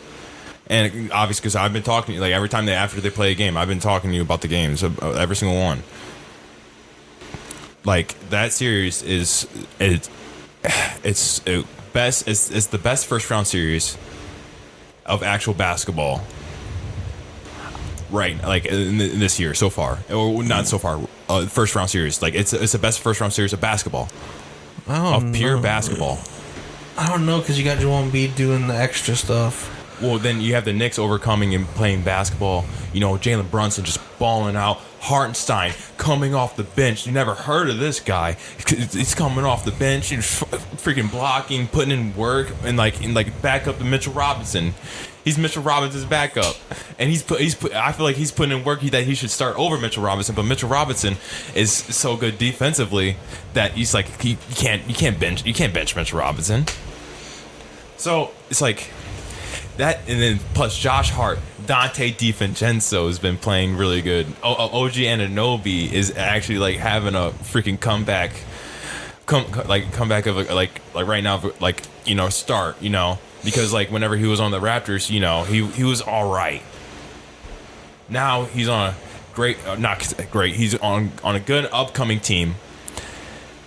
and he's playing good. Yeah. He's playing he's playing how we thought that he would play coming out of college, a two-way.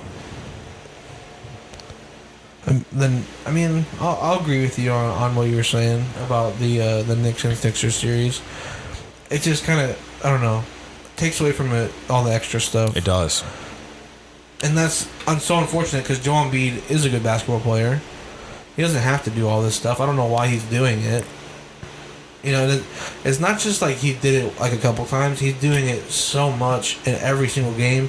There's a whole like 3-minute highlight reel of it, of just the series. I think him and Maxey are averaging 30 apiece this series too.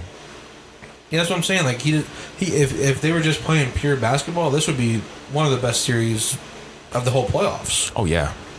Oh yeah. So yeah, I mean, I hope the Sixers lose the next one, and you know, Knicks can close it out. But personally, that's my favorite series. See, I've been following the Bucks and Pacers more. Yeah. And that one, the Pacers, you know, I just see highlights on that one. They're the Pacers are happy that they're in the playoffs. Like Pacers fans, similar to Knicks fans, it's been a long time. You know, all these celebrities are pulling up to the Indiana Pacers games. Like, you know, Anthony Richardson and Caitlin Clark were there. Yeah. Shane Steichen went to one. Like, you know, all these sports people are going there. And then the Bucks are crying. The Bucks fans are crying. And saying, oh, well, it'd be a different series if we had our guys or blah, blah, blah. Kind of taking away from it. And then they've been getting chippy, too. They've been getting chippy. And obviously, you mentioned the Bobby Portis ejection and, you know, Pat Bev crying at the press conference, or not press conference, the post-game speech or whatever. Now, hear me out. We're going to finish the rest of the East. Mm-hmm. Now, hear me out. Pacers beat the Bucks. Mm-hmm. Knicks beat the Sixers. Oh, yeah. Pacers, Knicks. Yeah. Now, you get the two likable teams out of those two series. Yes. And I was saying right now, thinking about it, and I hope it pans out how it does, that's probably going to be the best, if not second best, second round series in this year's playoffs. First is only thing arguably is what's going to happen on Saturday with the Timberwolves and the Nuggets. That's those two series, highly watchable series. If you have time, watch those games, because those games are going to be the best pure basketball. Like, you're probably going to be like watch like in the rest of the honestly in the rest of the playoffs. Honestly, because honestly I don't whoever comes out of the Cavs and Magic, they're going to get stomped by the Celtics. Whoever comes out of the Pacers and Sixers, that's, I mean, I can't say now, but highly likely the Celtics are probably going to win. The only thing that's going to be better is the finals. Is possibly if the T-Wolves play the Celtics. That's going to be exciting. All right. Well, before we get too far ahead of ourselves, I was say before we get too far on ourselves, I just want to mention this because we can move on, because we've already talked about the Knicks and Sixers and the Bucks and Pacers. But one more thing before we move on completely from it. There was a Bucks fan who went into the Reddit for the Knicks and was like, oh, the Knicks are a likable team and blah, blah, blah. And then, like, went on the whole rant about how they hate the Pacers and the Knicks need to stomp the Pacers next time and humble them and all this stuff. It was the funniest thing ever, dude. Just seeing this guy in a Reddit thing just, like, crying. Like, oh, please, I know we're going to lose, but please beat them the next round, please. Pathetic. Bucks fans, do better. I don't even think the Bucks and Sixers ever played a playoff series. No, because they keep getting beaten in the fucking second round. The Sixers do. But I'll talk about Celtics and Heat. I don't think that the Heat are going to win tonight. I think Boston's going to end it out 4-1. You're admitting defeat this year? I'm admitting defeat this year. Look, I was telling you this. This was the best case scenario. It sucks. It sucks with Jimmy out, but this is the best case scenario for you guys. Just get the Heat out of the way. Don't have to worry about Jimmy Butler and friends. Because here's the thing, I'll give props to this. I'm surprised that the Heat stole one. I was surprised too. I was like, I was like, oh man, game 2, we stole game 2, and then game 3 happened, game 4 happened. I'm like, oh shit, dude, fuck that. We lost. We're done. We're cooked. I'm surprised they still won, so I'll give them props to that. But yeah, like I didn't want to have to worry about Jimmy Butler and friends again in the finals after they get hot and beat all these other teams. I mean, Jimmy Butler wasn't even like he was out, but like if even if he was there, like it wasn't going to change. I mean, it might have changed a game maybe. Like we probably would have snuck 2 games. Let's just be honest. Maybe. Because it's a rivalry, and I know Jimmy Butler will get the best out of his team, and you know. Did he not play any games? No, because he got injured in the play-in by the Sixers. Look what I'm telling you. It's all there. Laid out in front of you. And I don't think there's certain. Let me double check on that because I think he got injured by the Sixers. There's certain players on the Heat as well that I don't think are necessarily clean players. But overall, as a team, the Heat are more respectable. And as an organization, obviously, they're more respectable. And the head coach is more respectable. So, it was the Sixers. Yeah. Because in the box score for the Bulls, Jimmy Butler wasn't on there. Now, I do remember, I think it was the 4th quarter, he got injured. 30 Sixers. The Sixers dirty. Joel wasn't playing then, though. He was. Was he? Was he playing the play-in? Yeah, he played 38 minutes. Oh, okay. Might have been him then. I don't know. I didn't watch it, but yeah, that's not surprising. Well, I do remember it was a dirty play. It was him landing on something or... Yeah, that's a Joel Embiid special. I thought it was Nicholas Batum, though. Well, no, but that's like he's probably teaching him. Hey, Nicholas, stand right here when he goes up for the shot. Otherwise, you're off this team. You gotta say it like that. But, I mean, yeah, I think the Celtics are going to beat the Heat. Yeah. I mean, the game's going on right now as we speak. Yeah, just, move on from that. Is it going on right now? Yeah. It's 6 o'clock. Or it's past 6. I thought it started at 7:30 tonight. No. I'm going to check. I think it started at like 6:30. I'm going to check. Oh, yeah, you're right. Yep. 15-11 Celtics. 6 minutes left on first. But, no, that, obviously, Celtics Heat's done. It's a wrap. Cavs and Magic, though. That one's going to go back and forth. I want the Magic to win, but I think the Cavs will win. I think that series is going to go to Game 7, and I think the Cavs are going to win at home. I don't know. I really want the Magic to win just so I can hear the Orlando Magic. Same. Orlando Magic. Orlando Magic. Oh. But no, that series has been that's another crazy series itself too. It's just it sucks because whoever comes out, they have to play against the Celtics. But we'll see. We will see if they can match up to the Celtics because no, neither one of them can. The Cavs, hear me out. The Cavs have the potential to take it to Game 6. Yes, that's what I'm saying. They can take it to Game 6. Magic, I don't think have a good chance. Magic probably get swept. Yeah, they're probably still a game like how we did. Yeah. So and the that's only my reason East. that is, let me say this: the only reason that is because for some reason in the playoffs, the Celtics, there's one game come out and don't play. Mm-hmm. I don't know why that is. It just happens, and it shouldn't happen because if it happens to a really good team like the Nuggets, it's gonna cost them a series possibly. That's what I'm saying. It happens every single series. One game they just don't show up. Mm-hmm. Well, we'll see. That's my East talk. I'm done with my East. All right. So your prediction for the East is the Celtics coming out, and in the next round, let's do this first. Okay. Next round predictions for the East games. What do you got? Celtics versus Cavs. Mm-hmm. Celtics beating them in 6. Okay.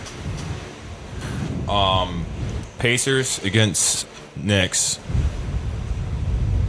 Knicks in 7. Okay. So I'm going to go Celtics, Magic, Celtics in 5. Pacers, Knicks, Pacers in 7. But I think that series probably goes to 7. Yes, I agree. I think that's a 7-game series right there. Well, and that's going to be fantastic guard play. Fantastic point guard play. And then I want to say this for the Eastern Conference Finals: if those two things happen, Celtics, Pacers, Celtics in 6. Obviously, Celtics and Knicks. Let's get a bump in New York. Knicks in 6. Knicks in 6. Knicks in 6. That's not going to happen. Knicks in 6. We'll see, though. All right, That's a rivalry. That's a rivalry itself because it's like Boston and New York. It's up there, so Yeah. that both of those. Oh, I know, but listen, that's not going to happen because the Celtics, they're making it to the finals this year, and if they don't, oh gosh, dude, I don't know. That's hell. That's gonna be hell. Blow it up at that point. Like, keep Jason Tatum, get other pieces around him because obviously Get rid of Jaylen Brown. Yeah, Jaylen Brown's gone. I would keep KP though. KP had a good year. You can't really blame him because this is his first year, and I felt like he played fantastic. I don't know. You arguably could just get rid of everybody. I mean, Derek White gone, Jaylen Brown gone, Al Horford hopefully retired. Gone. He has a spot, but he just send his ass to Galveston. All right, let's move on to the West. Let's move on to the West. Thunder Pelicans. Thunder swept. Swept the Pelicans without Zion. Charles Barkley said the Pelicans should be going to Galveston. Yeah, he'd rather go to San Antonio, which is a crazy thing for Charles Barkley to say. I've heard San Antonio's nice, though. Yeah, everything's bigger in Texas. We got to go to San Antonio sometime. I feel like it would be boring. Sorry, San Antonio. No, they got the River Walk. Oh, okay, that'll be fun. Yeah, we can make it fun. Yeah, dude. I'll make the best of it. Clippers and Mavs. That's a tied series, 2-2. I got the Mavs, but the Clippers could win it. So, I told you this before the podcast. Without Kawhi, the Clippers are 2-0 against the Mavericks this series. With Kawhi, they are 0-2. Now, it was a strong belief because he's hurt and stuff like that, so he's not playing as good because he's hurt. So that's why they kind of tanked the Clippers down. Now he's not playing. He's not playing tonight, and it's so hard because it's like they're 2-0 without him. But I think the Mavericks need to get it together, and I think they will get it together because without the star player, a team, they should be able to beat a team, especially with the pieces they have. The Mavericks. I want to say Mavericks will win tonight, and I think they're going to win the series in 7. Mavericks in 6. I think they win the next 2. I like that. I think no matter what, they're winning 2 out of 3. So. Oh yeah. But I just like him. I think the Clippers are still going to take 1. Paul George is going to come back swinging if the Mavericks win tonight, and I think they're just going to force Game 7. Either Paul George swings tonight, and Doncic swings the next game, or vice versa. I think Kyrie's going to go off tonight. That's my prediction. He's been going off every night. Like, dude, do you see that play he had where he went for the layup? It was left-handed. Dude, was it left-handed? Yeah. Because it was like in between 4 different hands. Yep. And they just like came out of nowhere and like, whoop.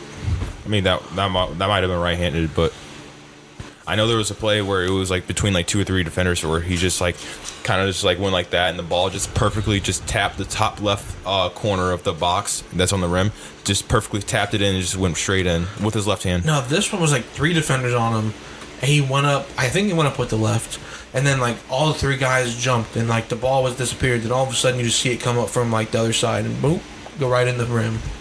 His layup package is unreal. Dude, Kyrie Irving, because of his own self, is underrated. Because he is one of the best players in the NBA. Yeah. He could have been the Celtics guy, dude. He was talking like he was going to be, then he just... And then he's like, fuck you guys, actually. Yeah. I changed my mind. But both agree in the Mavericks, so... Yeah. T-Wolves and Suns, that series closed out 4-0. Which is, okay, the Suns getting swept after they traded for Bradley Beal. That's terrible. Dude, and here's the thing. The Suns don't have any first-round picks until 2031. Yeah, dude, I'm going to be damn near 30. You're already damn near 30, but I'm about to be damn near 30 by the next time the Suns have a first-round pick. Well, I'm going to be 31. You're already damn near 30 right now. I'm not 30, though. Yeah, you are. Anywho's. But that was a surprising series, and I thought it was great and funny how Anthony Edwards ended that series doing the DX chops on them boys. Dude, Anthony Edwards is the most exciting player to watch. He is. Him. I love this league right now. Him, Doncic, Tyrese, both Tyrese's, like Tyrese Maxey and Halliburton, Jalen Brunson, Shea, Yeah. Donovan Mitchell, Jason Tatum. I feel like these are players that are in the playoffs right now, and this is just a handful. Those are most exciting players to watch. I love watching Shea. You Anthony have to watch Edwards Shea. is above everyone else in a league of his own. Oh yeah, His dunks are insane. His antics are crazy. Everyone was talking about when he came out of college. Yeah. Like, oh, well, does he love? Like, is he going to be able to love basketball and care about basketball? And then he cares the most about basketball. He just does it in a nonchalant, cool way. Mm-hmm. He literally is the coolest guy ever. Jokic, though. Jokic is impressive, Dude. and he is something to see. He's a sight to see for sure. See, that's arguably, and it's gonna be so fucking exciting watching the next series on Saturday, dude. It's gonna be so fun. Like Anthony Edwards and Nikola Jokic. I love after Denver beat the Lakers. Honestly, I thought they were gonna sweep them at one point, but the Lakers stole a game. That's a LeBron. LeBron can't get swept. Yeah, no, but oh, dude. Because it was fun watching Jokic. Jokic had his one play where his teammate just passed the ball up the court. He didn't even know the pass was coming or anything like that. He just turned around. He was looking up in the air, and then the ball just dribbled right in front of him, and he just taps it over to MPJ for a dunk. After that, my mouth dropped. I was like, "What?" I was like, "How? How do you think of that first thing in your mind? It's just, oh, I'm just gonna tap it over to my teammate for a dunk. Easy, back on defense." He is. And then he had the audacity to dress like Groot on them. Yeah. He's been doing the Despicable Me commercial, dude. Yeah, I saw that. Do you think that was like planned, or do you think? No, it was planned because people already were saying that he looks like Groot. Oh, or Groot, not Groot. Why'd you say Groot? That's some fucking Marvel tree guy. But people were saying that he looked like Groot, and then he did the thing where he was seeing a therapist or whatever, and people say I look like Groot. Yeah, I've seen that commercial. Yeah. Oh, does that bother you? No, but they won't stop following me around. And then he opens the blinds. Yeah, and there's some minions there. But yeah, Jokic is definitely an exciting player and definitely something to see. Every time you watch him, he does something insane. But I don't know, dude. I got the Timberwolves winning that one. I want the Timberwolves to win too. I'm gonna say Timberwolves. I'm gonna say in 7, but I think the Timberwolves got it because, look, the Nuggets could very easily win, and they could just continue on their dominance that they've been on. But I think it's Anthony Edwards' time. I really do. I really think this is this playoff run that's gonna take him to the next level. Yes. And it started with sweeping the super team Suns, or wannabe Super Team Suns. Yeah, I would say wannabe. Swept them, which sweeping KD, that's an accomplishment, if nothing else. Mm-hmm. And I would say Devin Booker too, because Devin Booker, he hasn't had playoff success, but I mean he's a great enough player not to get swept too. No, that's why I didn't include him. But sweeping KD, a guy who's won finals. Yeah. Even when he was on the Thunder before he went to the Warriors, got to the finals. Got to the conference finals like back-to-back years. Mm-hmm. KD doesn't. I don't think you've ever been swept. If he has, I just missed it. I don't think those two athletes have been swept yet. That's an accomplishment. And Anthony Edwards, they've got the perfect team around him too. Mm-hmm. And Cat, this is what he needed. Gobert has been playing the best, I think, of his career. You disagreed with me when I said he should win Defensive Player of the Year when we were talking about it. It's arguably. I really think because he's won a lot of them. Yeah. And that's why I don't think he's going to win it. But he's been playing really well this year, and he actually deserves it this year. Mm-hmm. But I mean, Victor, he's the next star, and he's not a bad defensive player by any means. He's a crazy defensive player. Yeah. So I don't know. I just think Gobert does deserve it. A lot of players who deserve it, and I was going to be interesting who's going to make these first team all defenses, honestly, and who's going to win the depoy. Yeah, I really like the Timberwolves though, so I'm going to say Timberwolves upset the Nuggets in 7. I got T-Wolves in 6. Okay. I think they can steal a game. Steal a game. Two games, actually. Yeah, I was going to say, it would be 2 games. Yeah, they can steal 2 games. So And Mile High. Oh, you think they're going to... Okay, I see what you're saying. Yeah. Okay, I see what you're saying. Yeah, because Nuggets are 2. Mm-hmm. So... Oh, no. Wait. Because it would be Nuggets, T-Wolves. Nuggets, T-Wolves, Nuggets. Yeah, they'll finish the series out at home.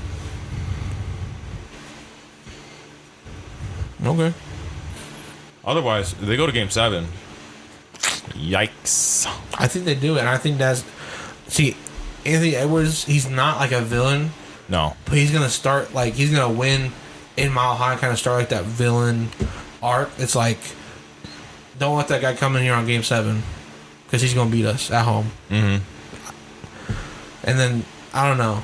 That's just I have a feeling about it. I could be wrong, obviously. The Nuggets are insane. But I just think it's the Timberwolves' time. Then the next one. Thunder, and we both agree on the Mavericks. So is that all the first-round matchups? Yeah, that's all the first-round matchups. I mean... Oh, yeah, because we were talking about the second round. Yeah, we already talked about the Nuggets and the Lakers. Or no, we didn't talk about the Nuggets and the Lakers, but... It's done. It's over. Yeah, it's done and over. We kind of already said it. LeBron didn't get swept, but they stole a game. So we kind of talked about it. Yeah. But we both agreed on the Mavericks. Yeah. Over the Clippers. So...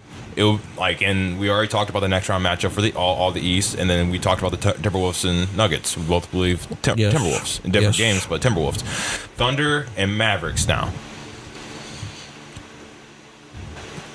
that's a doozy. Thunder in 5.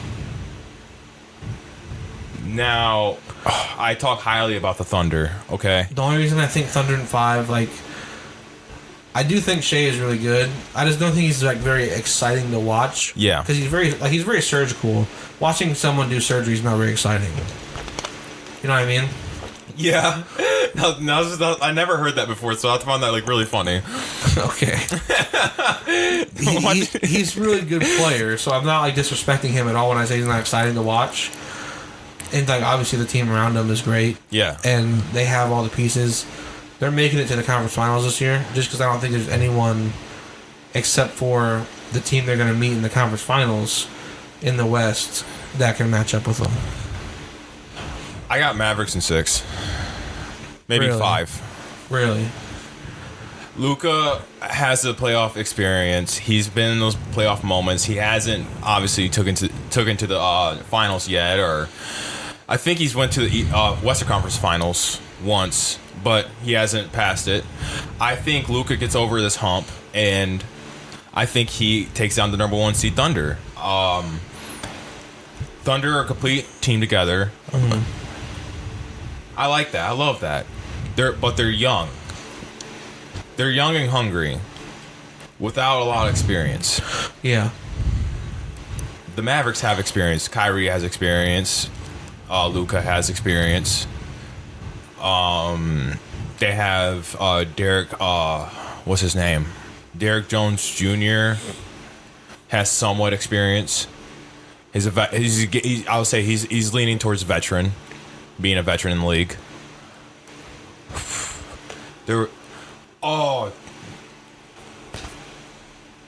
Speaking of Derek Jones Jr., bro, I was watching I caught the game for a couple minutes, dude. So I sat down the other day watching it. This guy drives left, freaking just brings the ball behind his head, cocks it back tomahawk style, completely baptize a defender, baptism, bad. My mouth dropped. That's how bad it was. I was like, and one. And I thought for sure that he got hurt because of the way he landed. And he just got up. He was stumbling a little bit, but he just got up and kind of shrugged it off. I was like, what the freak? What the freak did I just witness? What the freak? Yeah, what the freak? What the freak? But no. And then Derek Lively, I like Derek Lively, the rookie. You remember me talking about him? Mm-hmm. Yeah. I like Derek Lively. I've been like Derek Lively since he came out of high school. So I think I think the Mavericks beat the Thunder in that series, and they go up against the Timberwolves for the best, not the best, but for one of the best series. Because I think we both agreed that this T-Wolves and Nuggets series is about to be lit. You made a lot of great points, and I mean I could see that happening now after you explained it. Yeah. The Mavericks get the upset win over the 1 seed. I just don't see it. The Mavericks still feel like they're one piece away. They're going to be one piece away until they actually get It's Kyrie and Luka. That's a good duo. No, it's a great duo. And I'm not saying you need to go out and get another superstar, because I don't think the 3 superstar things work. No. But you need to get another solid big man. That's what I'm saying. They're a piece away, so I don't think they're going to get it done. I think the Thunder have drafted so well. They've got such a team together.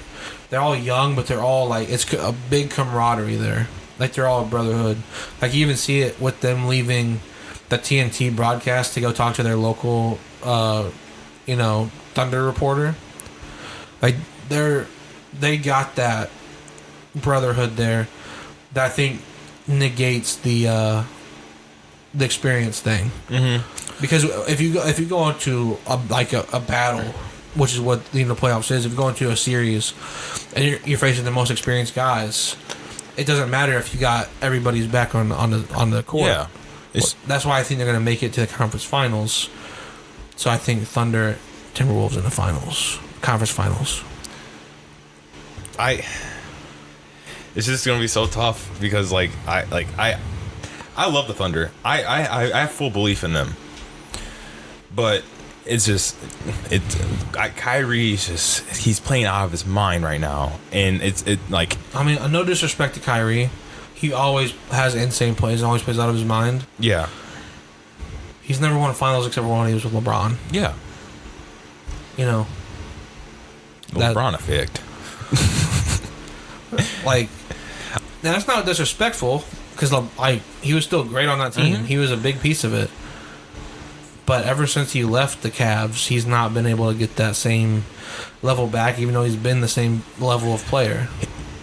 It sucks because at that time, whenever he did go to the Celtics, he was the main guy, and it was Tatum's first year or two.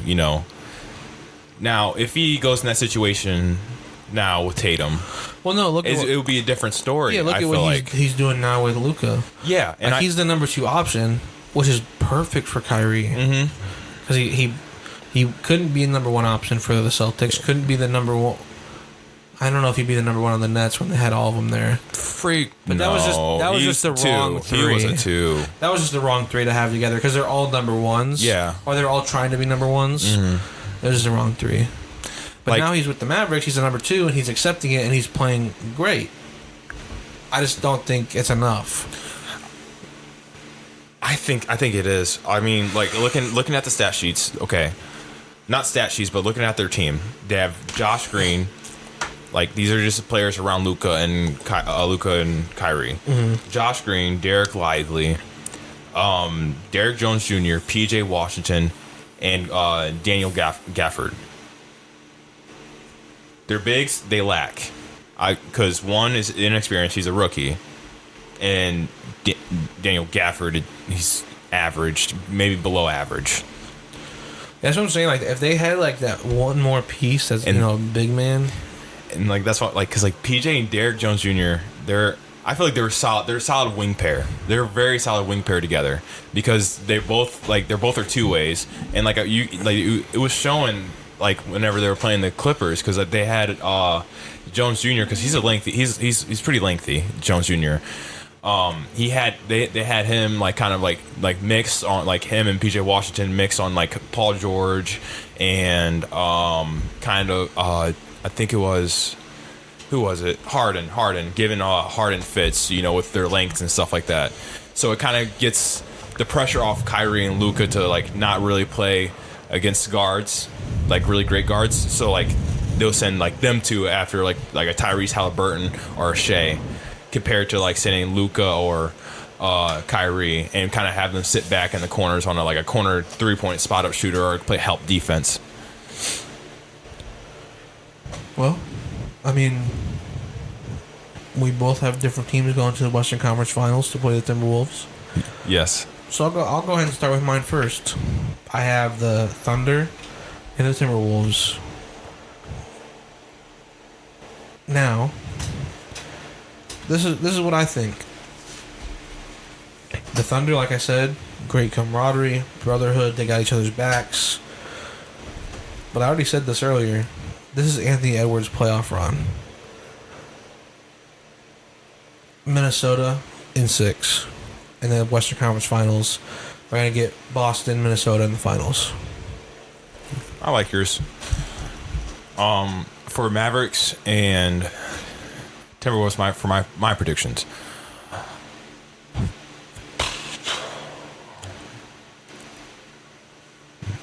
T-Wolves. I'll be stupid if I go Mavericks. T-Wolves. If the Mavericks win, I'm sorry. If the Mavericks that'll be so cool and sweet, and it'll be a miracle. But as of right now, as we speak, if you say the Mavericks are going to beat the Timberwolves in a playoff series, you're stupid. Listen, not only that, if the Mavericks somehow, if your scenario ends up happening, it's Mavericks Timberwolves Western Conference Finals. If they somehow manage to beat the Timberwolves, Celtics in 5, just because they always have that one game where they don't show up. If they show up that game, Celtics in 4. Oh yes, but I got T-Wolves, and then I got the T-Wolves honestly winning the finals. No, I still think the Celtics are gonna win. I can see it going to 7. Oh, that's a 6-7 right there. I can see it going to 7, but I still think the Celtics win. Anthony Edwards is up there. He's a star now after this playoff run. I think that's what's going to happen. And then they're going to run it back next year with the Timberwolves. Going to add another piece or two maybe. And they're going to be right back there. And I can see next year the Timberwolves winning it all. So, I got T-Wolves winning the finals. You have Celtics. Correct? Yep. I like that. I mean, I've said if the Celtics don't win this year, it's going to be a wash. I just said on this podcast, they need to blow it up.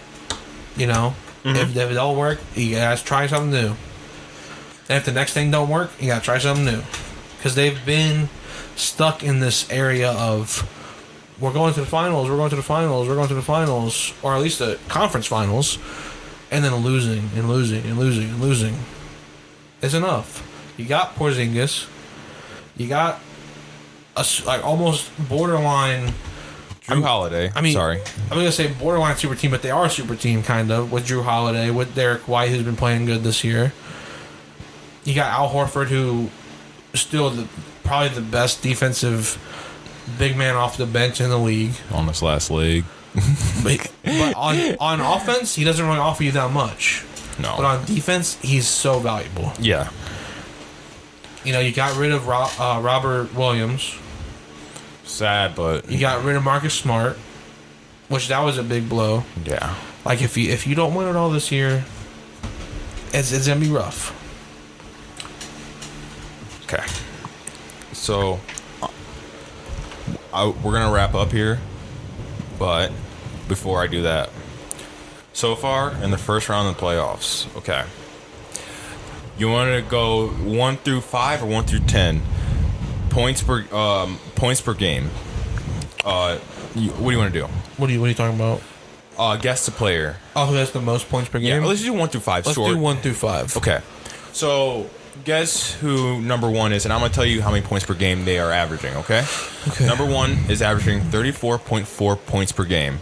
And if it'll help you, too, Give me the conference. Eastern. We talked highly about this man. That's Jalen Brunson. Yep. Number 2, he's averaging 32.4 points per game. We also talked highly about this man, too. Is this Ant? Huh? Is this Ant? No, he's in Eastern. Oh, Eastern as well? Yes.